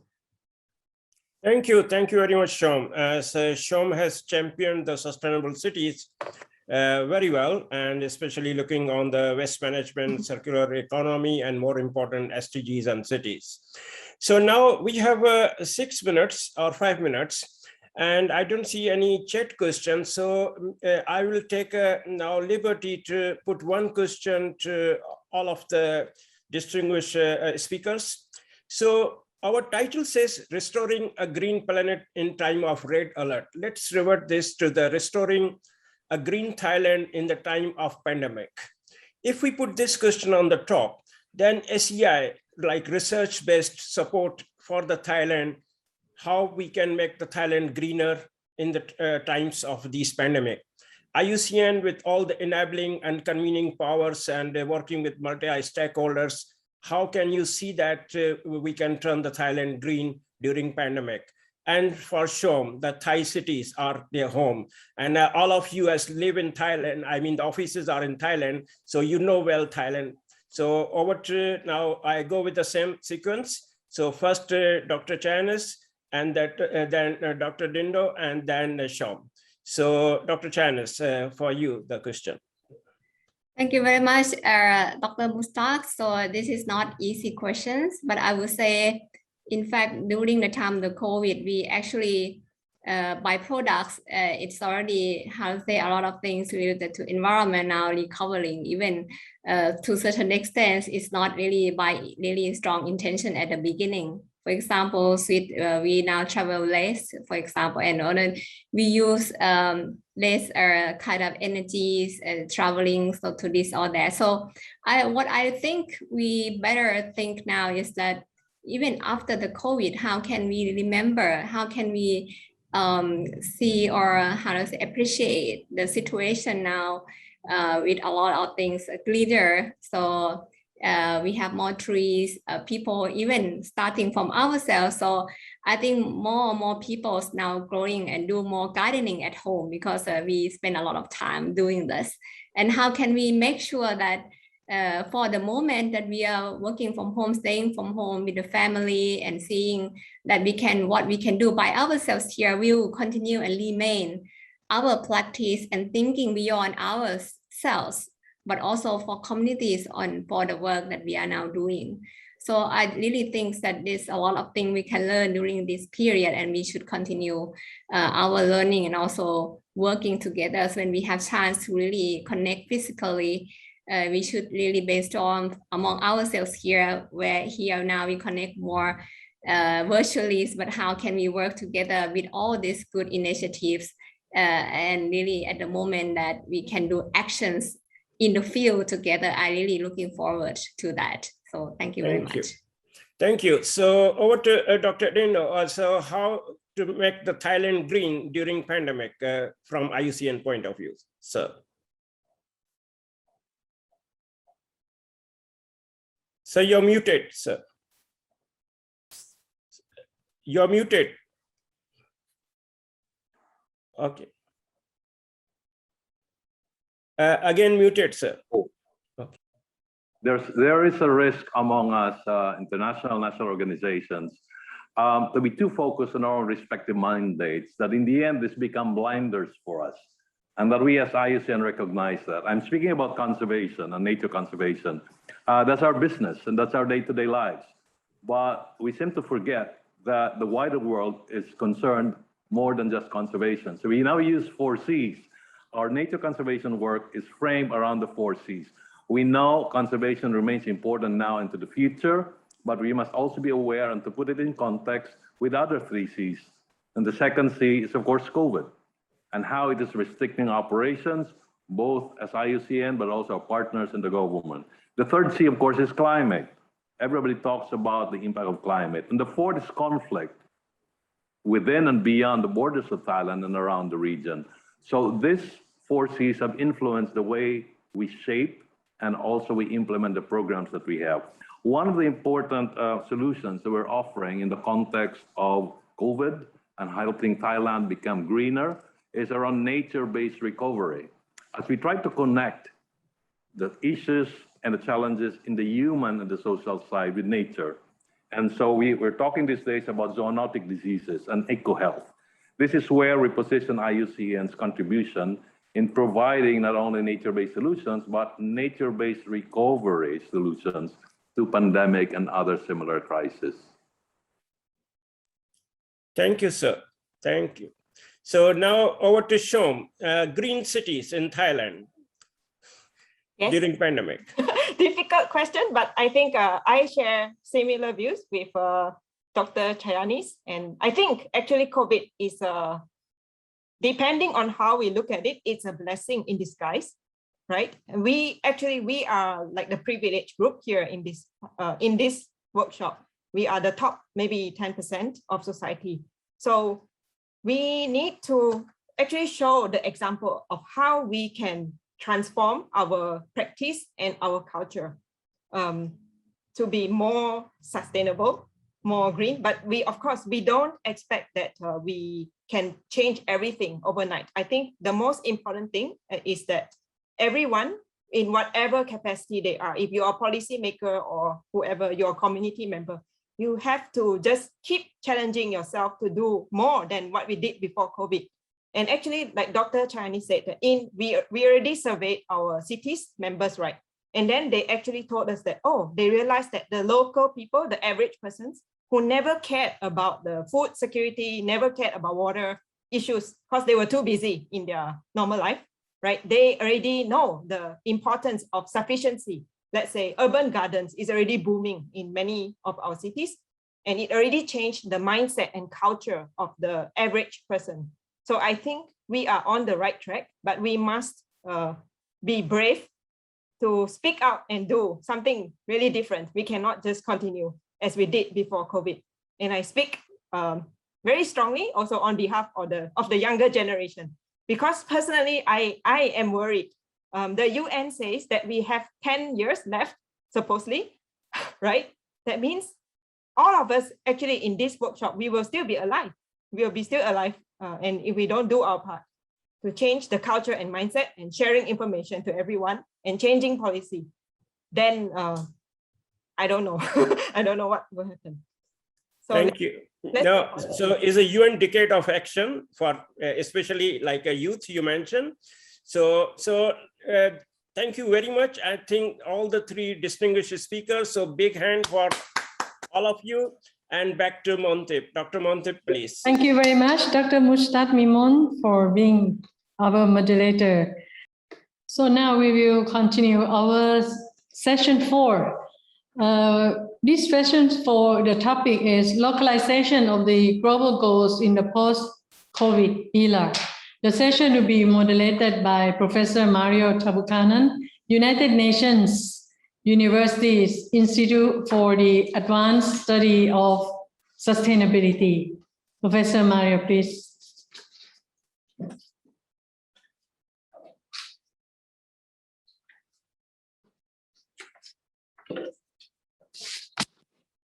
Thank you very much for the kind introduction.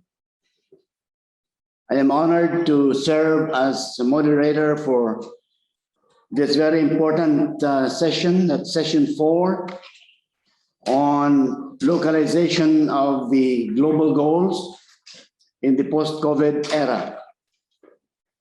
We are very fortunate to have 3 distinguished speakers from the United Nations Development Program, UNDP, the Rakstai Foundation, or CARE International in Thailand, and the Asia Foundation.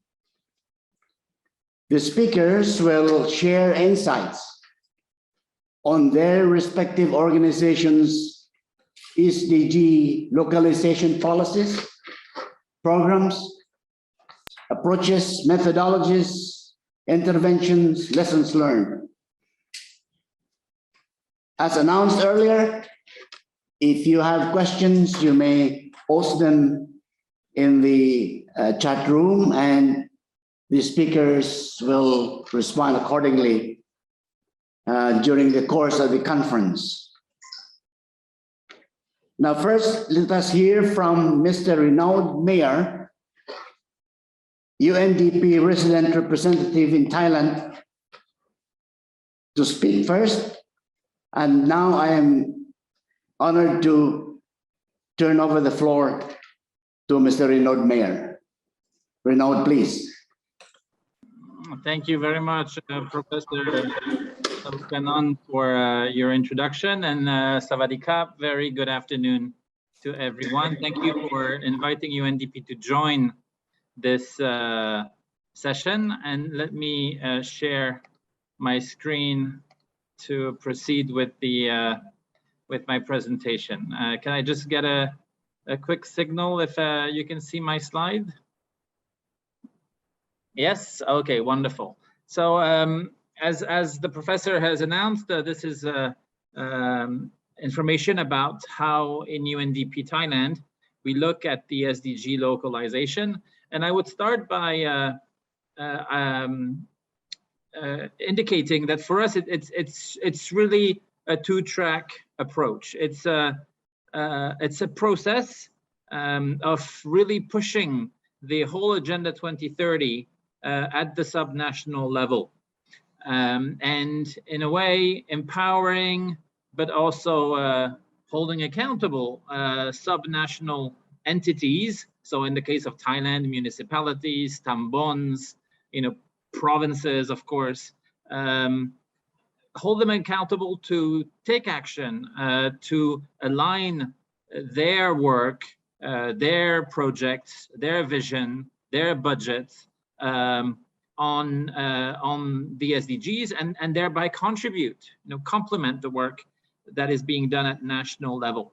So facilitating this process is one of the main tasks of UNDP, and it is in complement to the second track, which is really about ensuring that through projects and interventions, we see the delivery of SDG related services at local level. So when we work on climate action, there is some activities undertaken at local level. When we work on food security, when we work on education, on health, all the SDGs, we want to see clear operations taking place at local level. So it's really this two-track approach. But I would say the first one is probably where we see as UNDP as having a niche of really facilitating and creating platforms to support this localization process.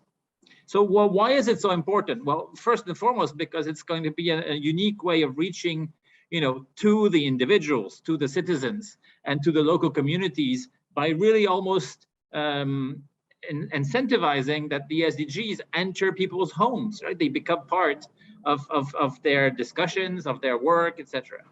But it's also, and this is important, when we localize, then we also are able to adapt to a local context, right? So obviously the development challenges that is faced by Chiang Rai compared to Trang, compared to Phuket, are going to be different. And if, of course, we expect them to deliver the whole of the agenda, the 17 goals as a package, if you wish, they will look at which of the goals are most relevant to them, speaks to them in terms of their priorities of development challenges, and identifying, homegrown local solutions out of consultations and discussions with local stakeholders. It complements, as I said earlier, the work that is done at national level. But we believe that there is only so much that the central government can do, and that's usually, linked to providing a conducive environment and really having operations and activities implemented at local level.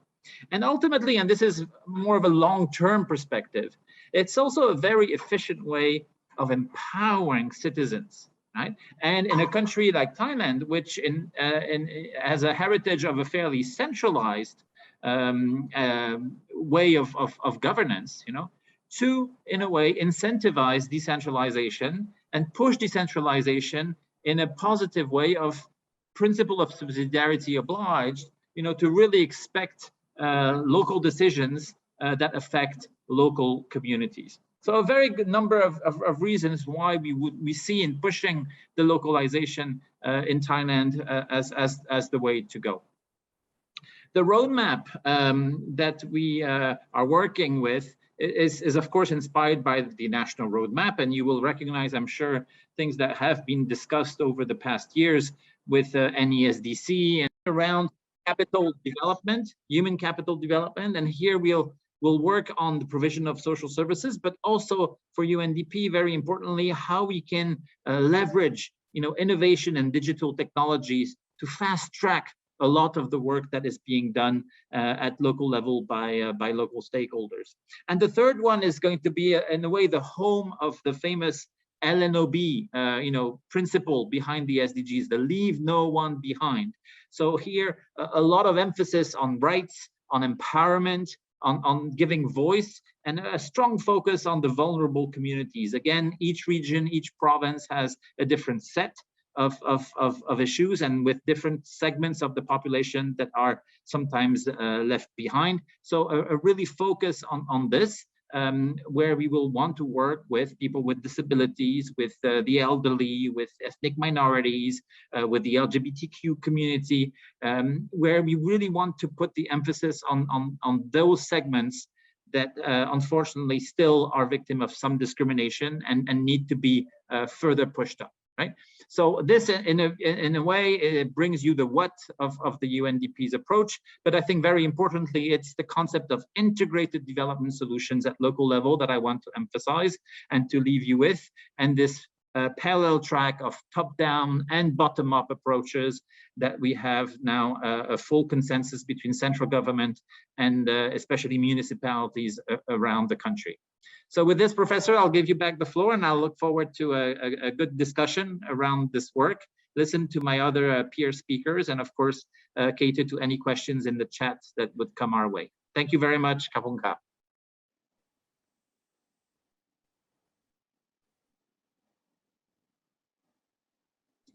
Professor, you are still muted. We don't hear you.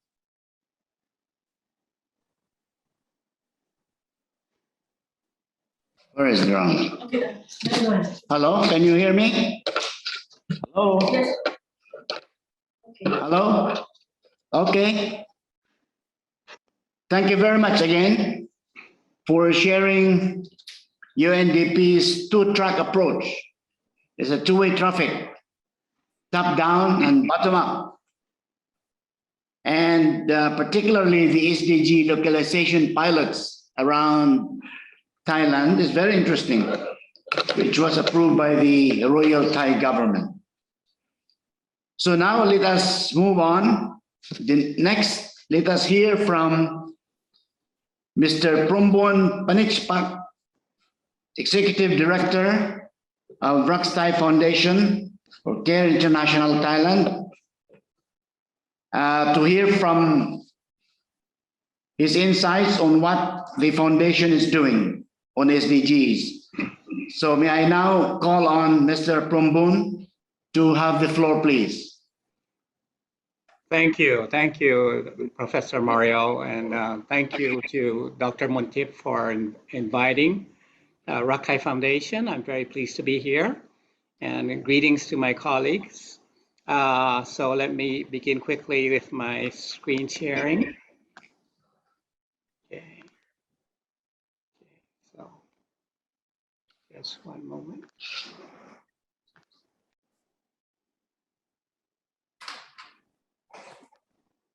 Oops. Okay, so I hope you can all see my screen now. You can see, yes. Yes. We are Rakhai Foundation, and we're here as both a hybrid between a Thai and an international organization. And my subject here this afternoon is about empowering women, men, children, and communities within SDG framework. So let me explain a little bit. I will be talking about a little bit about Care International and Rakhai Foundation, what Rakhai Foundation is doing in Thailand, and finally about our suggestions about SDGs. So you'll see here that CARE is a confederation. We do not have a headquarters anywhere. CARE has members that are from, right now there's totally 14 members from 14 countries. And these are initially, after World War II, from the USA and then expanding to Europe and Canada, Australia, and now including members from developing countries. So that includes Thailand, Peru, India at the moment, and in the future, the candidates you'll see below, Indonesia, Sri Lanka, and many more to come. So we are proud of the fact that we are no longer just a Northern NGO. We are more linked to the places where we work. And here showing on the map where we work across the globe, Care International, you can see that it used to be north to south, and now it is more as working together, north and south. And this is what is happening. We hope that in the future, more and more members of CARE International will come from the Global South. Each member is an organization, a local NGO in their own entity in their countries, and we work together under a secretariat. The secretariat is like a coordinating body.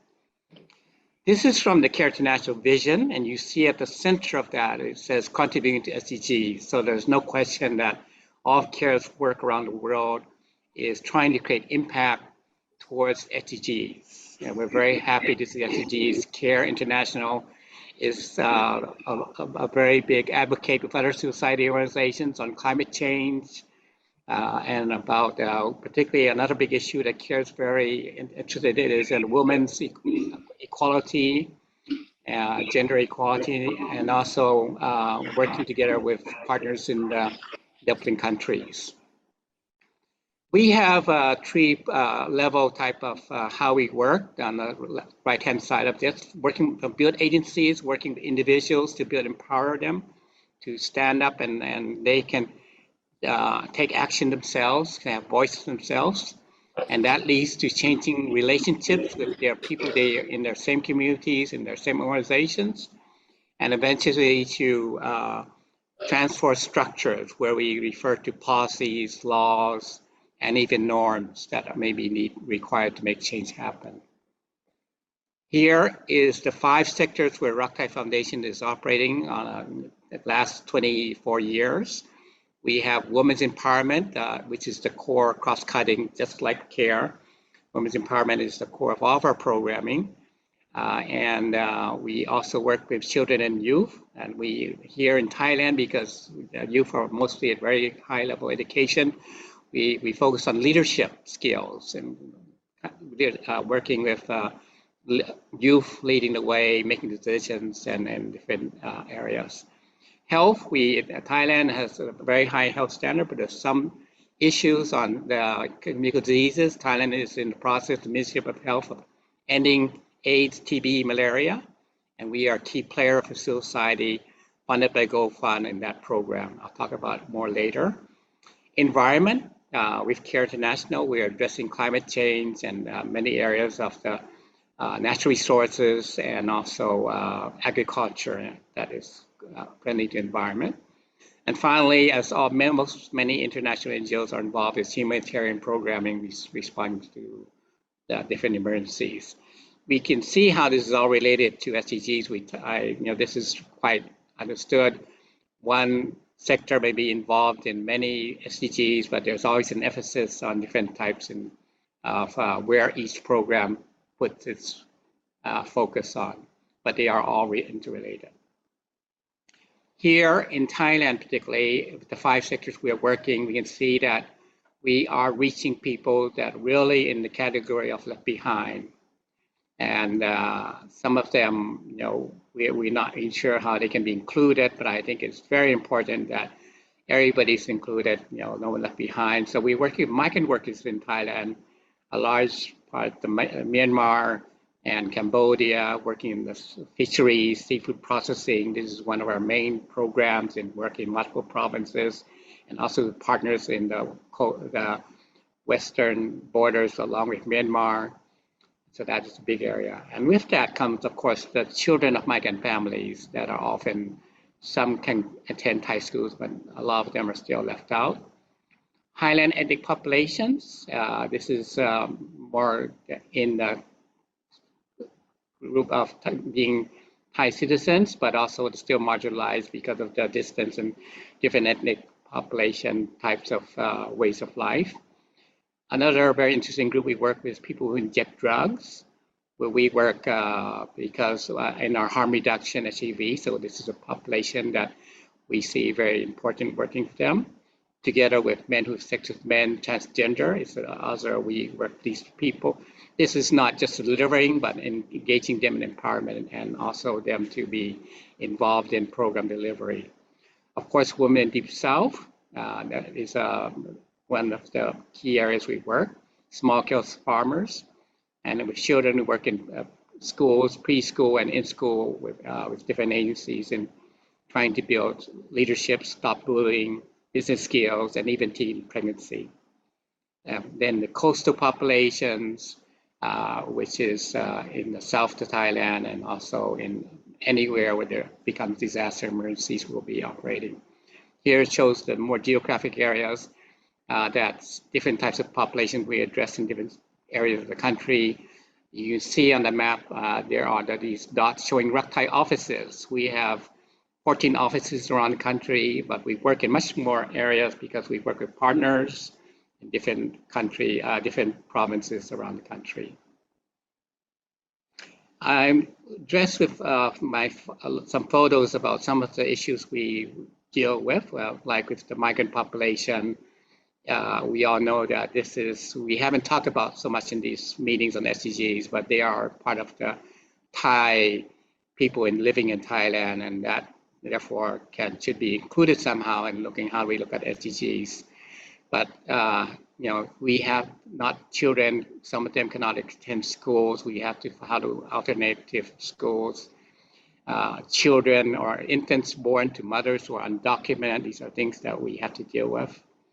And in the time of COVID, our teams, because we work at the field, our program, we have staff who are actually from Myanmar and from Cambodia. So we are the link between the Thai public health and the migrant community, giving translation, these outreach programs, and all of this COVID in many provinces around, particularly as I mentioned, along the coastal areas, but also in some of the provinces along with Myanmar. And in Thailand, it's still hard to believe, but there are many communities where children have never possessed their own books.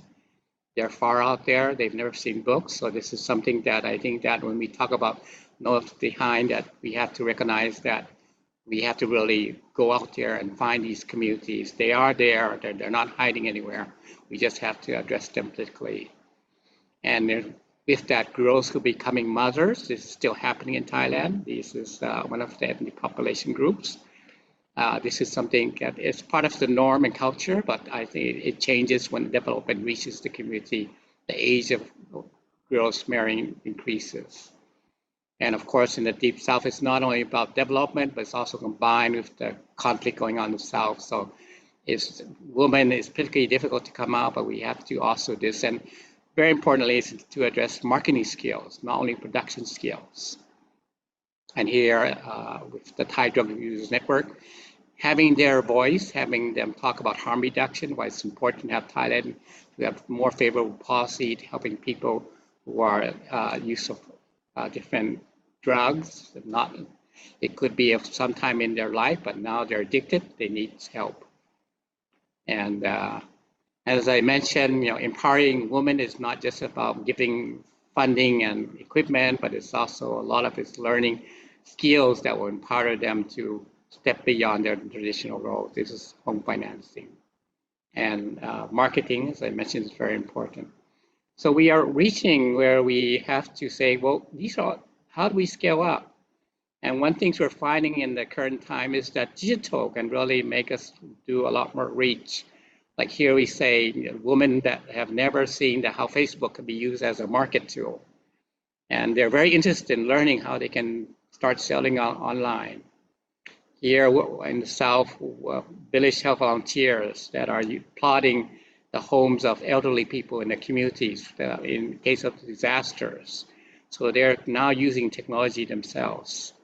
And this one here in northern Thailand with other organizations working together, we are doing plotting of maps, digital maps using GIS. But this is done by community members. And they can use that in their working and talking with the district officers because their land is still considered to be government public land forest reserve. But here's a very important tool where they can have their own space. And in the South, working with UNDP, actually UNDP is leading this in the biofin, having sustainable financial mechanisms for biodiversity. And here's where we did something at the COVID time to help the seaboat taxi drivers and collect the collection of garbage on the coast. Interesting, most of it was plastic. And now we find that with the new technology that we can take samples around. This is Thai PBS. A lot of us know this. They can pick up samples for using the, we call it a people's report to postings happening around the country. So this is not, with the technology, people can benefit. This is learning about women learning on marketing through online training, and that's so my message. Listening to this, I've been listening to the last two workshops, and I think that we need to bring SDG to the earth. And that's how I mean bringing to the real communities. And I have 6 recommendations. That this is just very quick thinking. But I think we need to make the SDGs understood and friendly to everyone, and particularly marginalized groups, and very importantly to young people. This is extremely important. We need to that. In doing this, perhaps we need to allow the communities to develop their own indicators that align with the SDGs, and they can use this for planning and advocacy. Advocacy is still very important for these groups. We can do this by widespread of using new technologies, communicating the language of each population, engaging in the private sector, particularly those involved in communications and those involved in sustainable development and supply chain accountability, and also working with other civil society. I think civil society is a very important convener and organizer with these groups, and we have to very much avoid top-down approaches where we're just very highly technical discussions or going through a lot of bureaucracy to say this is what you must do or must understand. So we have to do that. Here's an example in Masuk, in Macham district, where we are the different organizations, but what the aim is to get the community to lead the way in making use of the GIS map to track in a different sub-district what's happening, population issues on communicable diseases, different things they can track, local disasters, this they can track, and they can work with the local government to say how should they respond the best. And I think when we start communicating, it's very important that we don't have to keep SDGs in the conference room. We have to really come out there to meet young people. And here you can see that this is, excuse me. Okay, so we have to, the young people are out there, they want to communicate, they have the new technology. We have to reach them, we have to make them part of the SDG campaign. It shouldn't be just measuring at the high level, we have to reach them out and really engage them. This is about, their student and young people's campaigns. In Thailand, we need to do it in at least three languages because we have people from neighboring countries in Thailand. Everything we message has to be in 3 countries. This is about gender-based violence that we're doing campaigns on. And we understanding now that we can really reach out very broadly with technology. This is an e-learning, e-training for schools around the country on anti-bullying that we're doing with the Ministry of Education. And here's another example, even the famous coach, who has recently been the coach of tennis to get the gold medal for Thailand, can do training online. So many things can be done nowadays if we use it. We have to scale up the understanding of SDGs so it is worldwide, so it is nationwide covering, so everybody understands what it means to them in their household. So in closing, this is showing that the board members of Raktai, people some of you may know, but we're all very committed to pushing on the SDGs, and particularly the SDG 5, gender equality, and fighting to end gender inequality. Thank you very much.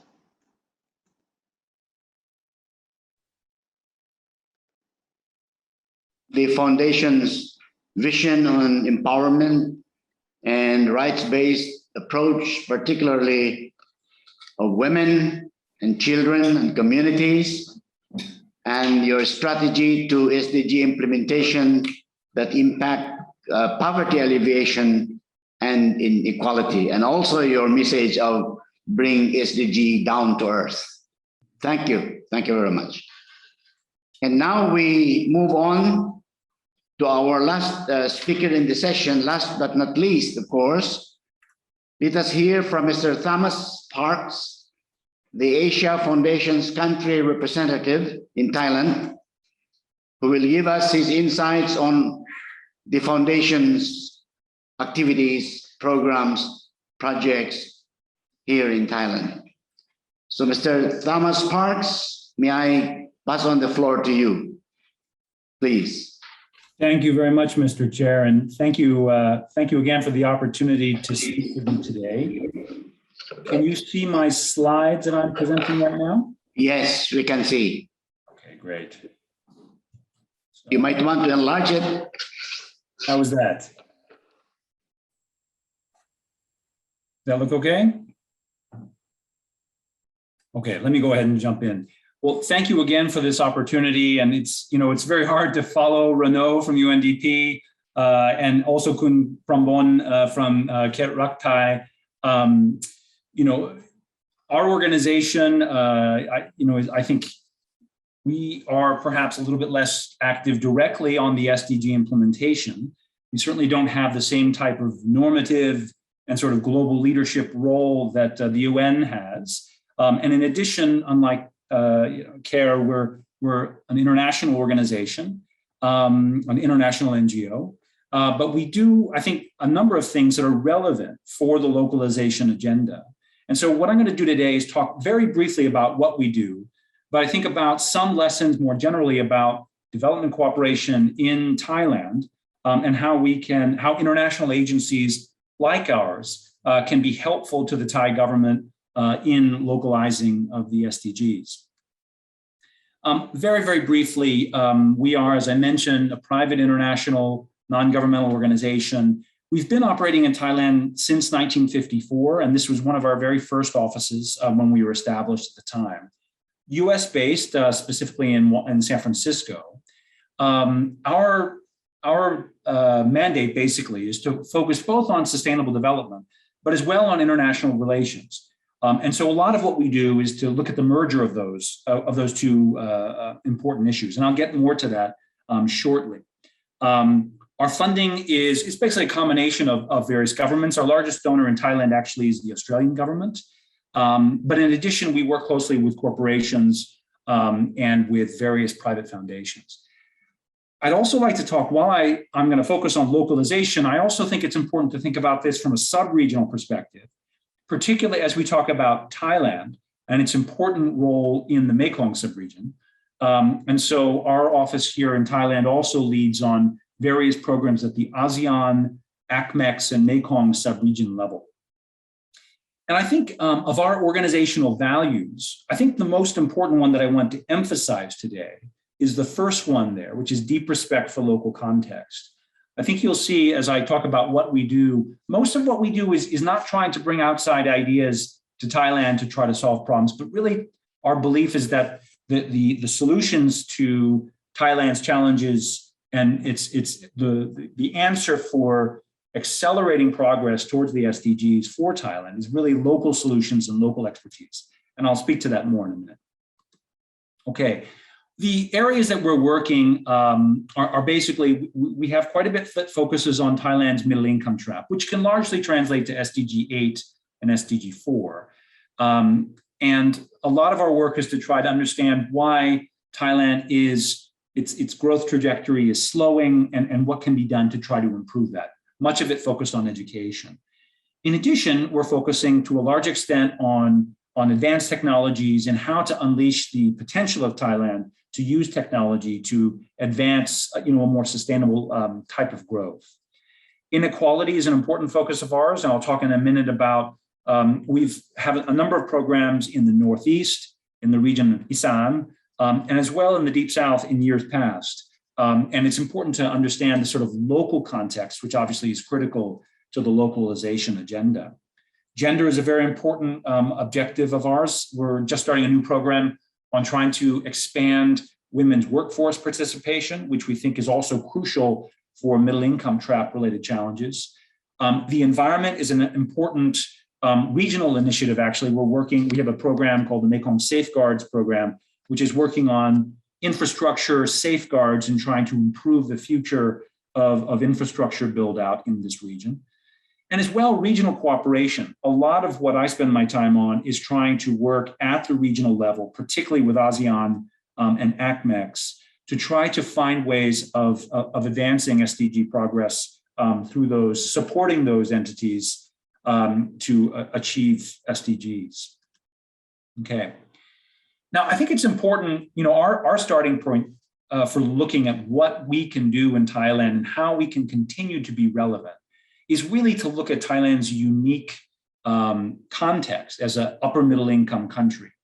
In many ways, I think we have found that many of the traditional development assistance approaches often don't really work in Thailand. Thailand is a place where, the funding and the capacity of government are really not the key challenges. There are many challenges, but the traditional approaches of trying to provide finance and trying to do capacity building, among other things, don't tend to be as relevant in Thailand. And so what we tend to do is focus much more on problem solving and try to be much more opportunistic and responsive to local opportunities, basically drawing together and supporting Thai actors and Thai reformers as they try to address some of the acknowledged challenges. We work very closely with government in all of our areas in this way as well. Now, part of this as well is trying to understand that, there's been a lot in the past of bringing external best practice to Thailand, and that's reflected in a number of the challenges that Thailand faces now. And so a lot of our approach is really not to start with what works elsewhere, but really what works within Thailand. As I mentioned before, our assumption is that the solutions are within the country and within the expertise of government and Thai academics and experts, not necessarily externally. And importantly, also, we look at development critically as both a combination of diplomacy and development, really. We look at, for example, Thailand's important role in supporting and encouraging development in neighboring countries, we think is really important for the future of this region. And we try to work as much as we can with the Thai government and with other Thai reformers to lead that process, including in third countries. Okay, so the localization agenda, just to remind us all, is really about trying to take into account subnational contexts within the goals of the 2030 agenda. Thanks to UNESCAP and the SDG help desk for letting me draw on their definition here. Now, there's a couple of key parts of this, of course. SDGs partly as a framework for promoting local development policy, but as well trying to find ways of local and regional governments supporting achievements of SDGs through local action from the bottom up. And this is, I think, the one that I'm going to focus on primarily today. Okay. Now, within Thailand, as many of you know, each region has its own distinct challenges. And it's important to understand what those challenges are in order to find the ways of both addressing those challenges at the local level, but as well the possibility of trying to encourage locally modified or bespoke approaches which can have the most potential for success in each region. And so a lot of what we try to do is to understand what is unique about the Northeast, or what is unique about the Deep South, or Mae Hong Son province, for example, that would allow them to make progress on key issues.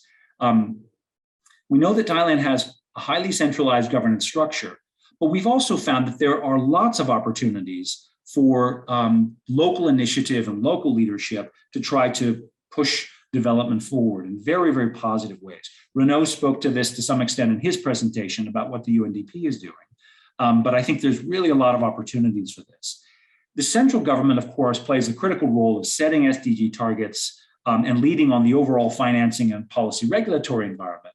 But I think the central government as well, various ministries, are finding more and more opportunities and thinking about how to unleash the potential for local leaders and local initiatives to move the country forward. Sometimes, for example, when we talk about middle income trap related challenges, we look at examples like China and Vietnam, where a lot of the growth in those two countries was basically by the central government creating a broad framework and allowing local government the autonomy to really go after the broad goals that were set by the national government. And they're very good examples of how competition and leadership at the local level can really help make a huge difference over a longer period of time. So what is the role then of international agencies in all of this? Well, in many ways, I think when we think about SDG localization and the role that we can play, clearly our starting point is to work within the framework of central government goals and policies. And so, it's very easy for us to see how we can contribute in a wide variety of ways to support the Thai government on its journey towards the SDGs. At the same time, we try to do as much as we can analysis of particular local contexts and the development challenges and the opportunities in those places that can inform central government policy.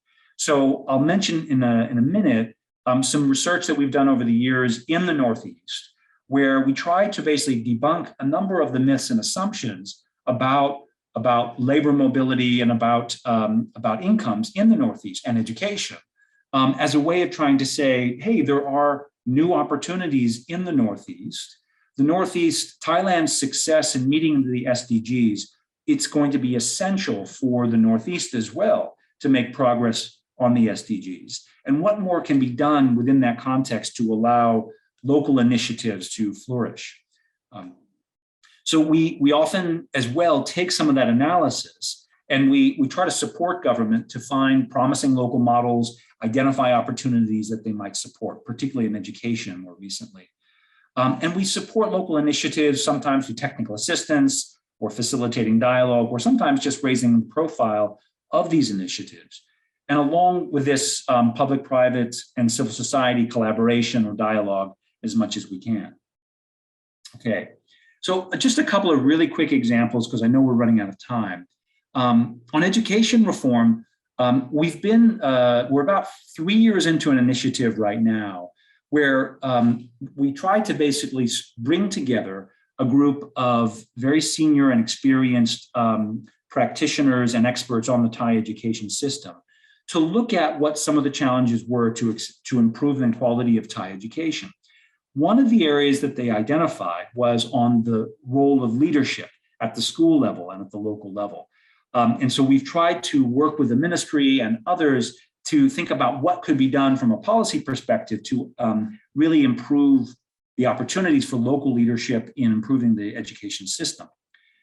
We've also been doing quite a bit of public awareness raising, including through MCOT documentaries that have been broadcast several times recently, and as well have been supporting something called thailandlearning.org, which is a platform basically that educators and students can use to find the best online learning resources that are out there during the pandemic and during school lockdowns.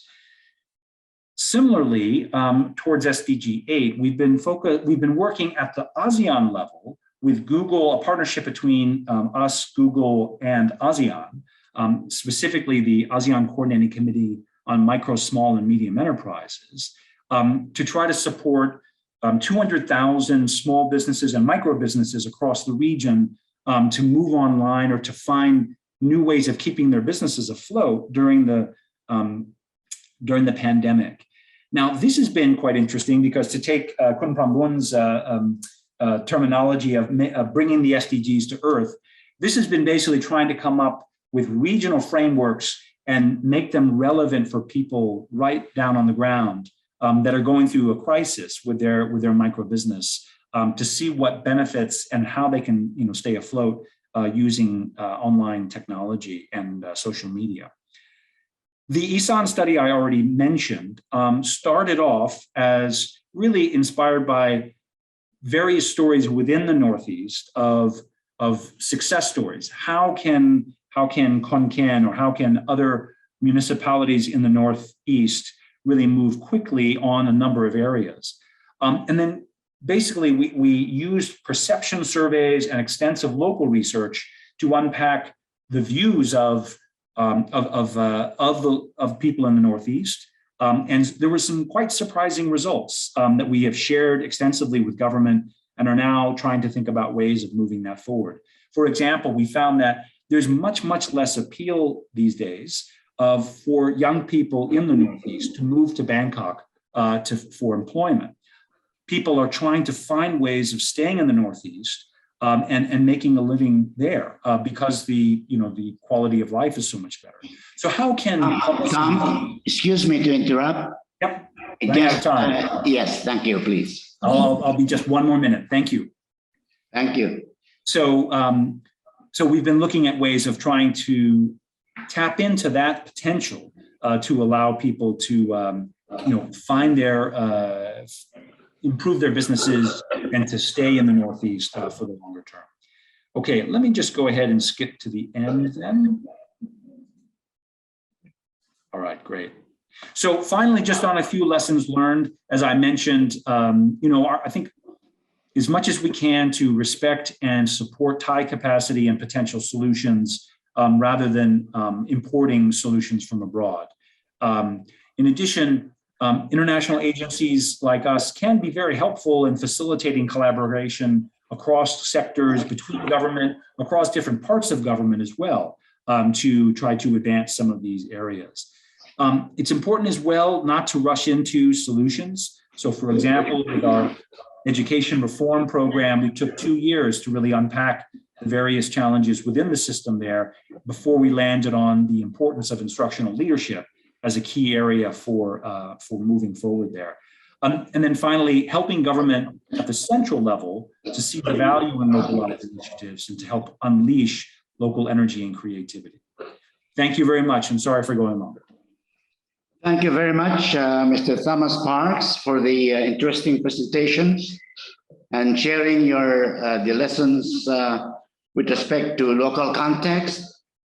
Try to avoid important solutions, facilitate collaboration across sectors, unpacking complex problems, and your last statement, which was unleashing local energy and creativity. These are very useful lessons to learn from.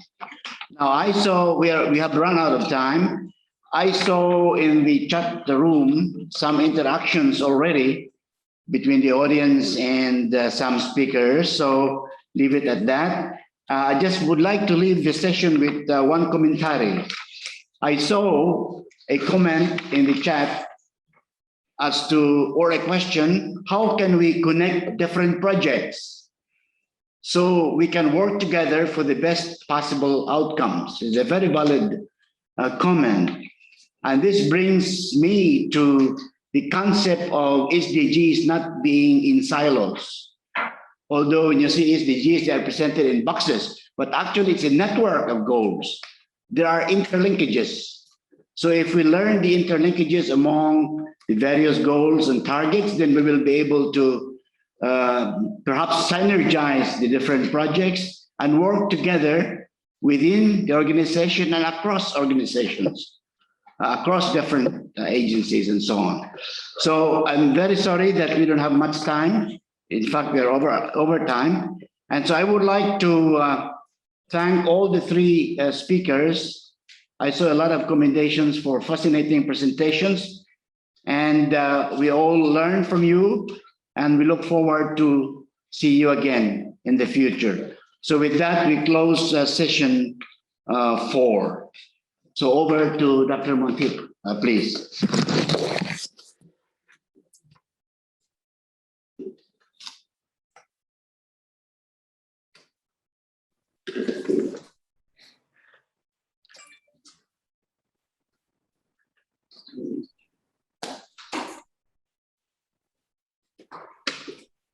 So thank you very much, Professor Mario Tapakanan. I'd like to go ahead now with session 5. I'm pleased to introduce Mr. Robert Dobies,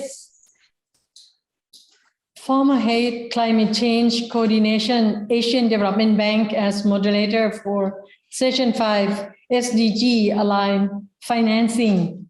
Mr. Robert, please. Thank you, Dr. Montip. We're very lucky today to have two senior representatives from the multilateral development banks with us that are located in Bangkok, Ms. Birgit Hansel and Mr. Jay Roop. Jay is the Deputy Country Director for the Thailand Resident Mission for ADB, and Ms. Hansel is the Country Manager for the World Bank in Thailand. So Jay, let me start with you, please. The floor is yours. Thank you, Bob. Nice to see you again. And I would like to share my screen. Can you hear me okay? Yeah, we can hear. All right, now let's see if I can make this. Your screen has come up. Okay.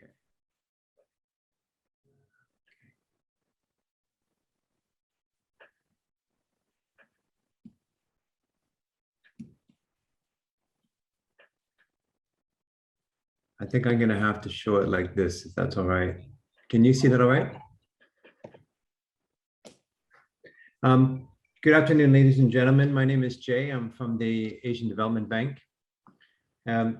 If you haven't heard of ADB before, it's a multilateral development bank. Its headquarters is based in Manila. It was formed in 1966 from a treaty of several different countries. It now has 68 member countries, of which 40 are in Asia and Pacific. We call them development member countries.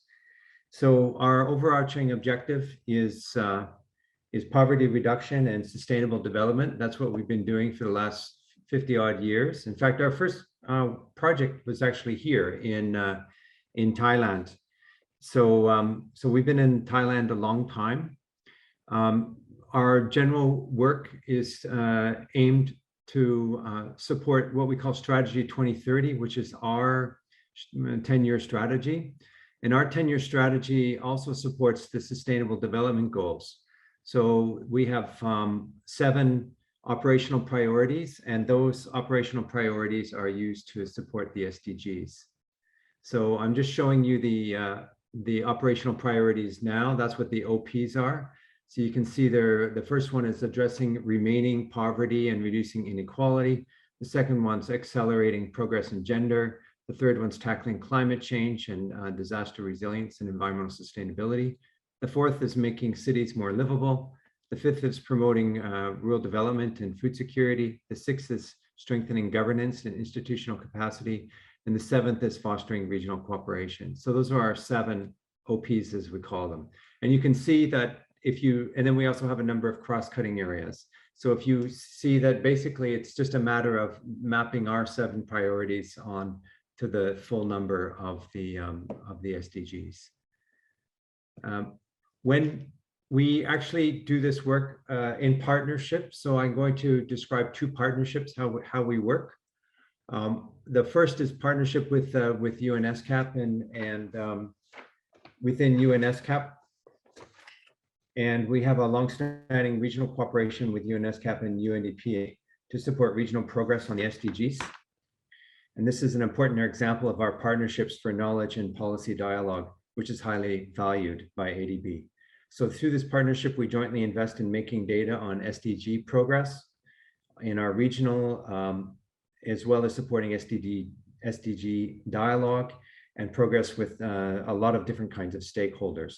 We also provide regional perspective on challenges and opportunities to make progress on the SDG agenda. So since 2020, our partnership has focused on the linkages between COVID recovery and the SDG statement. And you can see some of the documents that we've done together over the last few years. More broadly, and we've worked with all the different multilateral development banks, including the World Bank, and Birgit's coming up next after me, to develop basically an overview of the MDB's multilateral development bank contribution to SDGs. So this report was done in 2020 and will be updated. And it's something that really took a lot of effort on the MDB's part, is to put together what have they been doing to support each SDG. So in what I'm giving you right now is just the overall view of what ADB as an organization does within ADB. and also what ADB does with its UN partners and with the MDBs to support sustainable development goals. Very high level stuff. Now I'd like to shift to talk a little bit more about Thailand. You can see that we support sustainable development goals in Thailand through our country partnership strategy. So our country partnership strategy is something that was just acknowledged by the Thai cabinet and endorsed by ADB's board just a couple of months ago. This partnership strategy has two objectives. One is to support competitiveness and connectivity in Thailand, and the other objective is to support resilience and sustainability. And then as well, we have a number of cross-cutting themes in gender, emerging social issues, regional cooperation, institutional strengthening, and supporting the SDGs. If you look at this graph that you have right in front of you, or the diagram, you can see that it's got little lines that go up from the objectives and the cross-cutting themes to 5 different topics. Those topics are actually the national strategy, 5 national strategies that support the 20-year strategy for Thailand. So in this way, all of the activities that we do are actually designed to support competitiveness, eco-friendly development, public sector development, human capital, and social cohesion. So those are the 5 national strategies that we support. I think something interesting about the way that we work here in Thailand, and Tom alluded to this, or he mentioned it, is that you do have to work differently in Thailand. We agree with that point very much. We work here with Thailand to actually work in other countries, and we work for Thailand to support Thailand. And sometimes we just work in Thailand because it's a great place to work, and we have a lot of co-location of other staff members here from ADB. Another way that's special about the way that we work is we have this, you see a box on the right called Integrated One ADB Solutions.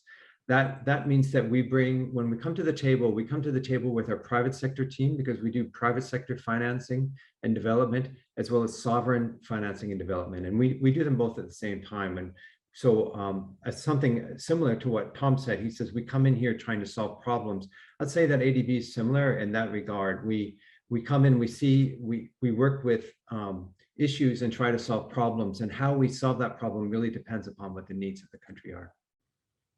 So just really briefly, I'd like to go through our country partnership strategy and show you how they're supporting each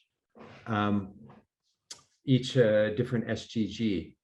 And what I'm going to do here, I'm not going to go through individual projects, but rather just the areas that we work in. And then later I'll explain how we actually map on the SDGs for each individual project. So the first objective that we support is competitiveness and connectivity. And this is really about digital technology. It could be, digital connectivity, or it could be physical connectivity. There are lots of different ways of connectivity that we support the country, and we support it within the country, but we also work with Thailand to support regional connectivity as well. Again, it could be infrastructure, it could be trade, it could be a lot of different ways. So we see this term connectivity very broadly. Because one of the issues here in Thailand in the region is the more that we can improve connectivity, the more that we can support development. And I think this refers back to an earlier presentation from, I think it was Raxtai, about trying to access those people that can't be accessed. That's connectivity to us. That's how we see it. So that's one of our key objectives here. Another thing that we're really keen on is competitiveness. So Thailand, as an upper middle income country, it's not just about poverty reduction, but making Thailand help achieve its goal to become an upper income country. So to do that, it has to become much more competitive. So that's why we have an objective supporting competitiveness. Next, our second objective is really about supporting sustainability and resilience. So a lot of this work, say our greenhouse gas emissions, as you see our first point here, that's actually largely done by our private sector team. The government's role in supporting, the government has a strong role in supporting greenhouse gas emissions, but a lot of the investment is actually being done by private sector. So it's our private sector team that's supporting this activity the most. We're also helping government and private sector adapt to climate risks through knowledge sharing and building in a whole bunch of sectors, including energy and transport and agriculture. They're all activities that we're doing right now. We also support environmental sustainability through other means, such as like developing markets for electric vehicles, One of our new projects is the e-ferry. So for those of you that live in Bangkok, soon you'll see electric ferries going up and down the Chao Phraya River. So that's something that's co-financed by ADB. We also develop financial instruments. You might have heard the government talk about green bonds, sustainability bonds, thematic bonds. That's another activity that we're really involved with. And then finally, we look at strengthening regional public goods. This is again back to the working with Thailand to help Thailand share its knowledge on regional or transboundary programs in climate change, clean energy, environmental sustainability. And you can see the three SDGs that this broadly supports. And then I'll explain on the SDGs. Those first two objectives, those are mostly funded by what we call loans or projects. So those are generally very large size. And then in addition to that, we have cross-cutting themes that support activities within those loans or projects that look at social and economic inclusion, regional cooperation, strengthening institutions, emerging social issues, and so on. So these are some of the activities that we would call a value add to many of our loans or projects to help support the SDGs. So those, I said I was going to talk about projects. So those are the basic approaches that we have, but I will tell you about how we map the SDGs on to projects. So what we do is when we have in our internal computer system, when we have a new project, we have to list a bunch of information. All your institutions probably have the same thing. We have the log, how much is being spent and what it's being for and all that sort of stuff. And in that we have tags for the SDGs and then what the SDGs support. So when we give our reports from ADB or through the multilateral development banks about what we're doing to support that, that's actually done through a bottom-up approach of tagging SDGs at the project level. And we're also actually starting some new technical assistance and financing programs specifically supporting countries to assess SDG implementation. It's a new thing for us. Previously, we've been talking about how we support SDGs. Very recently, we're getting more interested in how we directly assess SDG implementation. And this is something that we're actually doing in cooperation with the UN, and we're grateful for that. That's it. Thank you very much. Thanks, Jay. It's interesting to hear about ADB's regional approach, a two-sided regional approach, working with Thailand, going out to the region, and I think also working with the region to bring in experience to Thailand. I understand that Ms. Hansel is with us now, so I would like to invite her to take the floor, please.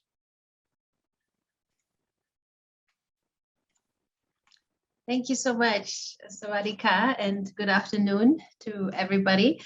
The pleasure of being one of the last speakers is that perhaps a lot of things were already said, and I could hear from Jay's presentation that there are a lot of similarities when we look at the support that the World Bank provides to Thailand in the context of the achievement of the SDGs with us. And I will reflect on this on a few slides that we have prepared. But thank you again for inviting us to this event, Kun Montip, and for organizing these interesting discussions. So next slide, please. So our engagement from the World Bank Group with the Thai authorities are through our partnership framework, which is called Country Partnership Strategy, and very much aligned with what we do in other countries that are in the upper middle income or higher income bracket.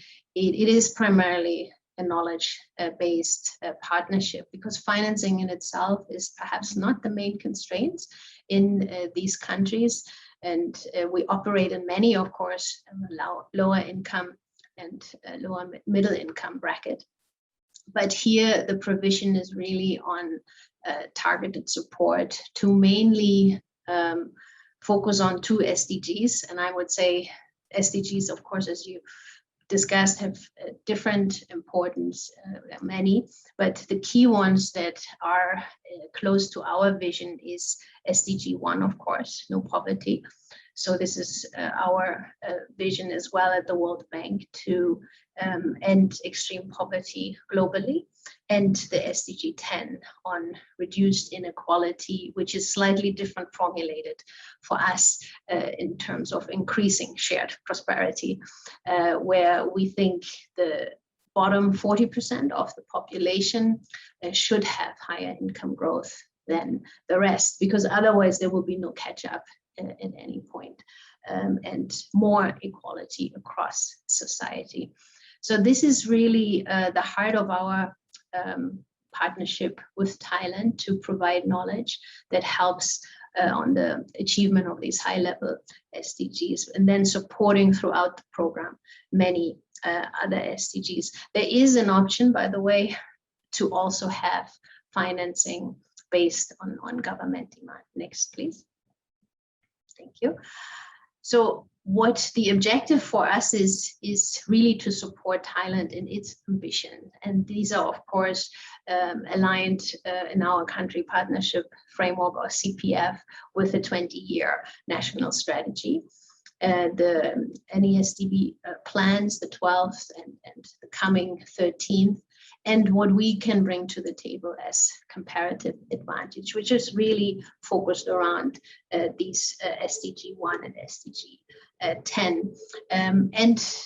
What is perhaps also our comparative advantage, that we can bring knowledge from the global arena, from all countries, from all parts of the world to the table, which of course is also something we see other partners do, but we can do much more systematically because we are engaged with all governments, and we can easily connect countries with each other from Latin America, from Middle East or other countries. And that's of course related to the SDG 17 on partnership for goals.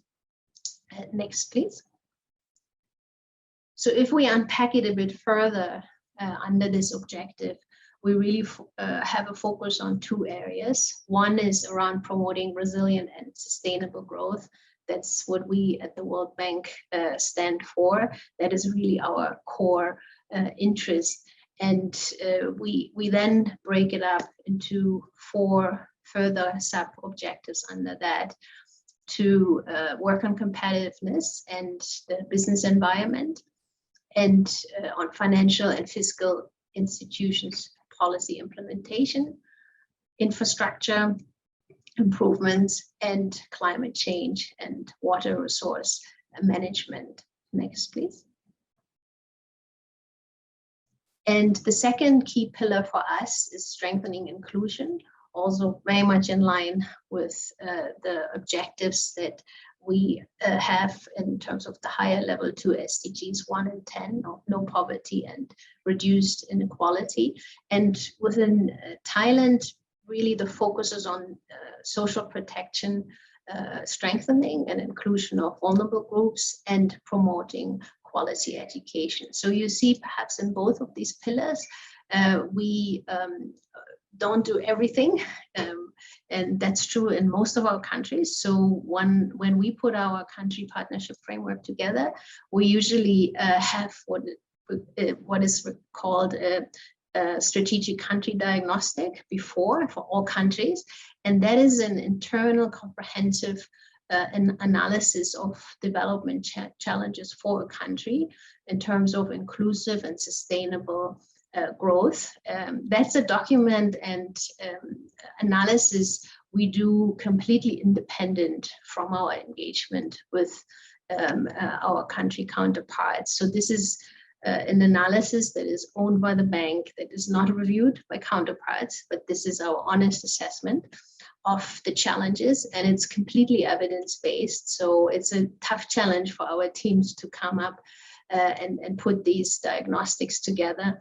And based on the identified priorities we see there, we come up then in discussions with our counterparts what our partnership is and what would be useful in terms of value added for our counterparts. And you can see that's why it's a selection of topics that or objectives that we have under our country partnership framework, but it is based on the evidence that we have done as in terms of analysis under our strategic country diagnostic in each country. Next, please. And I wanted to just circle back to our engagement in upper middle income countries like Thailand. And you can see that if we look at our lending portfolios globally, the lending engagements or financing, which is the topic of this session, is relatively small for upper middle income countries. And yes, it is exactly what, of course, also Tom said, that we are here to provide knowledge and solve problems. But we are also seeing that very often things can change quite fast when there is a crisis, even when the financing is not the critical issue, like in Thailand. But often we can come in to help analytical or even potential financing that sends positive signals to the markets during a crisis, or provide confidence to markets to continue to lend to countries that suddenly find themselves in a crisis, and shows that there's willingness to reform and tackle difficult structural issues that could bring a country back into a more positive development path.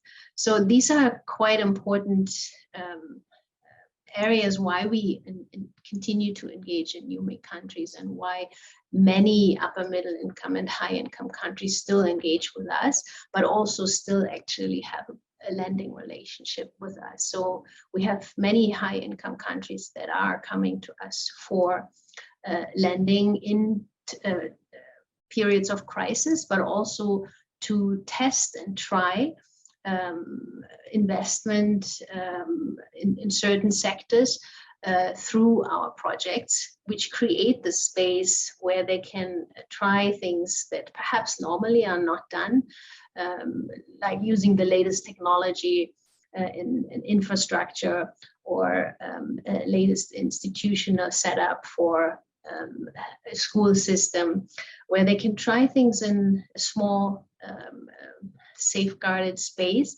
and then think about if that should be rolled out with their own resources to the whole country. That's very typical, for instance, of our engagement in China, which is really using us very proactively to find out new ways how to do things through the investment projects that we have, though clearly the lending, the financing need is not really the binding constraint for their investments. And that is always helping then also to fine tune these national programs or make them more effective. But I can see that I'm running out of time, so let me stop here, and thank you very much for the discussion and for letting us talk a bit about our program here in Thailand, and what we see as engagements in upper middle income countries in terms of financing. Thank you so much. Back to you. Thank you very much, Birgit.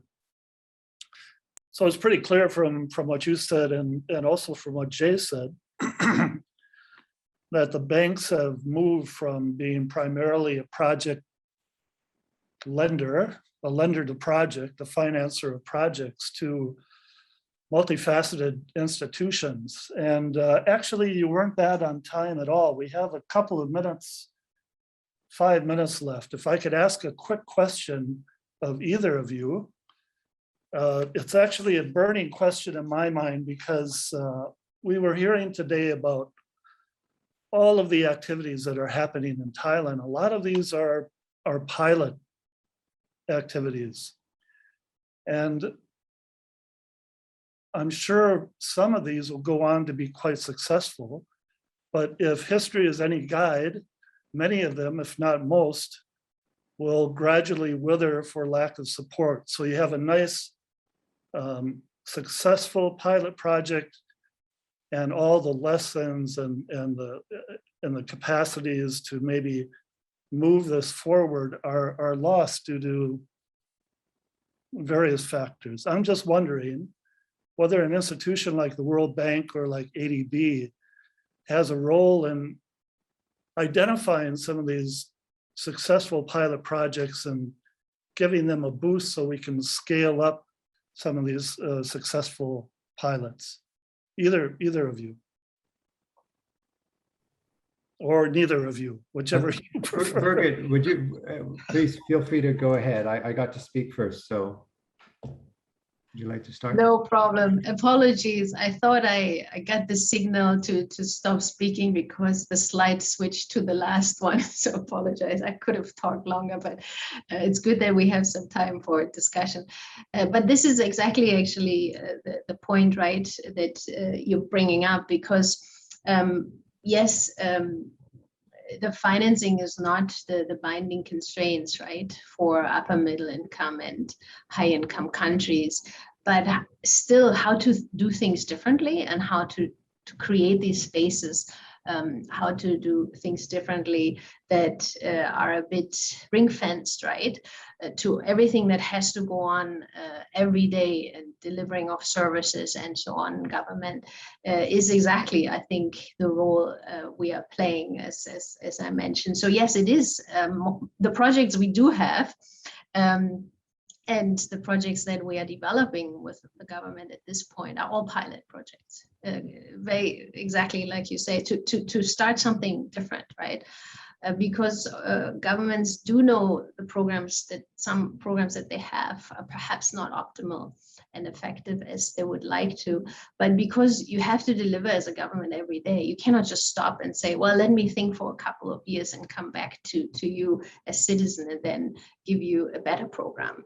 So we do these programs together with the government, where we feel that this is very important for our counterparts, but it's also really in line with the SDGs that we support on inclusivity and sustainability. We also are engaged in many countries on the scaling up then, right, of these projects to provide, but not on a project basis, but to provide to the programs of governments financial support or co-financing that is actually less in terms of the money that goes into it, but in helping the monitoring and evaluation of these programs. And these are specific instruments we call programs for results, where we just put a small amount forward, for instance, compared to what the government puts into these programs. But we provide technical and analytical support to make sure the programs and the challenges they face on a daily basis are also answered going forward. So let me just stop here and hand it to Jay. Thanks, Birgit. Jay, any thoughts? Thanks, Bob. I think you just described how I spend about 20 or 30% of every day at work is trying to understand, okay, if we do this, so what? What happens next? How can we make it bigger? How can we upscale it? How can it be replicated? How can we make something more than the resources that we have? Because although we are a bank, as Birgit pointed out, like for World Bank, the resources that we have for lending, it's not the main thing that we're doing here. We're largely doing knowledge building, knowledge sharing, advisory support, and private sector development. So we really have to think about how we use those small amounts of resources that we have and make something bigger for them. And we have lots and lots of activities going in this country, but every new country activity that comes in, we say, okay, well, we finished the activity, now what? How are we going to make it bigger? What are we going to do with it? And if we don't have an answer, if it's just going to stop and do nothing, then it's often the solution is maybe don't do it. So I know that hear us saying, okay, now that we've done this activity together, what happens next? And if neither of us know what the answer is, it might not always be something that we think would be a very good idea to do. So yes, I think you've touched an important point for us. Thank you. So let me thank both of you once again, particularly for giving us some time today. I remember my 14-hour days at the Asian Development Bank. I know the two of you are very busy, and we appreciate you giving us time this afternoon. Thank you. Thank you, Bob. Kapunka, my pleasure.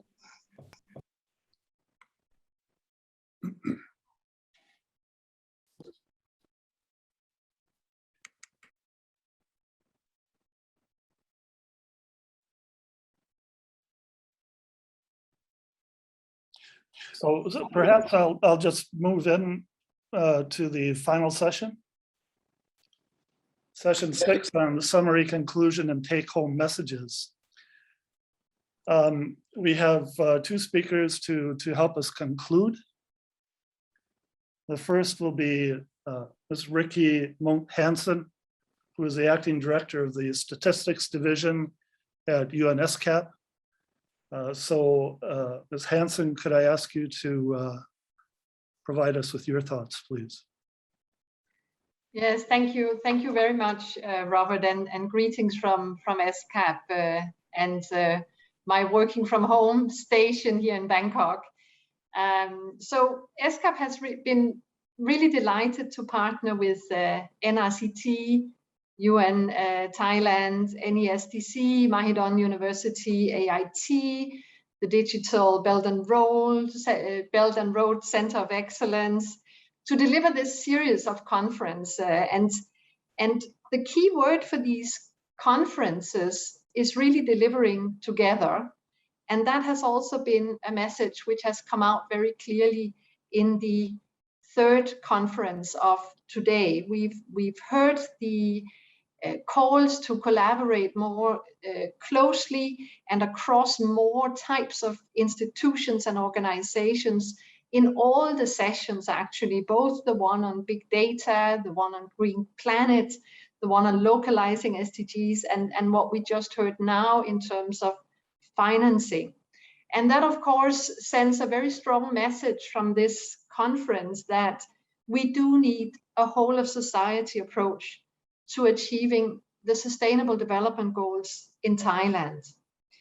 I will not try to summarize all the very good inputs that we've all benefited from during the past couple of hours. Instead, what I would do is to provide a few reflections from the data and statistics perspective. Of course, because data and statistics is my field, but also because data is so central to all the topics that we have covered in the conference today. So when we talk about statistics, we are not necessarily talking about a whole of society approach, but what we are talking about is a whole of data system approach, or in other words, a data ecosystem approach. And why are we doing that? Well, we all know, and we've also heard from several speakers, that data is generated, owned, held, used by multiple partners.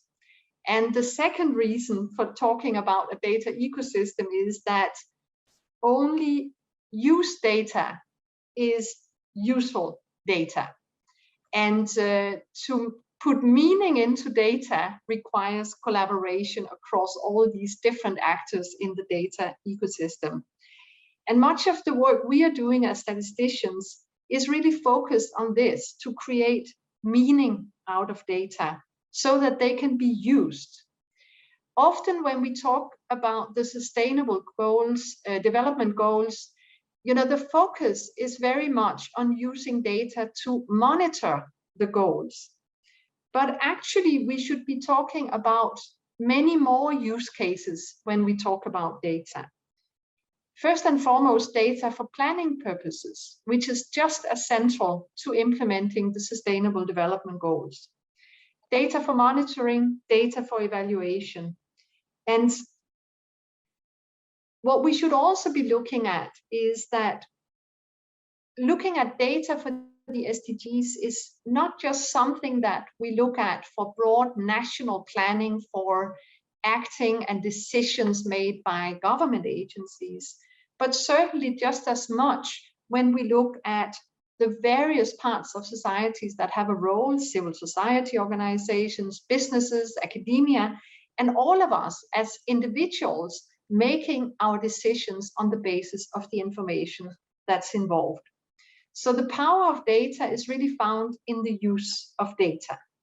And all the uses I've just mentioned are fully relevant to implementing the Sustainable Development Goals in Thailand. And that usefulness of the data is where collaboration comes in very strongly.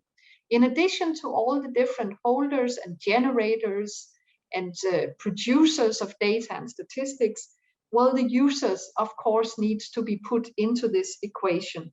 We need to establish much closer links between policy and data, between science, data, and policy. And for that, we need to focus on one thing, which is something that is very central to SCAP's work on statistics at the moment, and also is very central to the whole global data and statistics community. And that relates to data leadership and stewardship. And this is something we need to see to a much larger extent across sectors.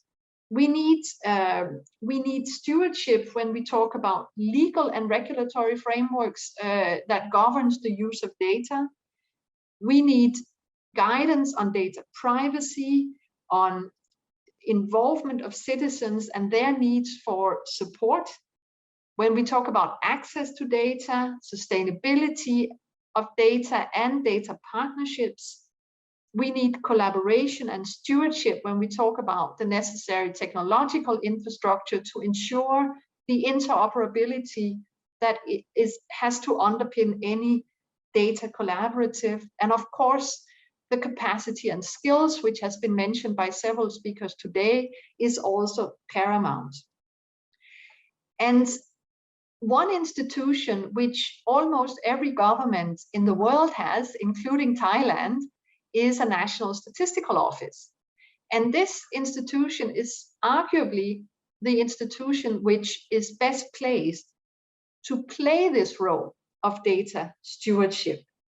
But it does require quite a few changes. And this is something that many countries are facing, including Thailand. And this is a matter of putting in place the framework for statistical offices to play this role of national data steward.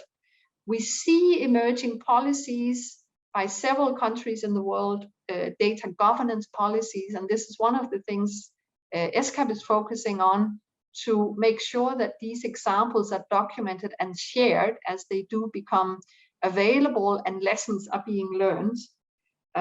So this is just one strong message I want to send here, because it is so relevant to the work that's going on in Thailand on the Sustainable Development Goals, and collaborating on data is something that also can pull agencies together to work on policies and the other way around. So we have a great opportunity for some virtual cycles to be initiated here.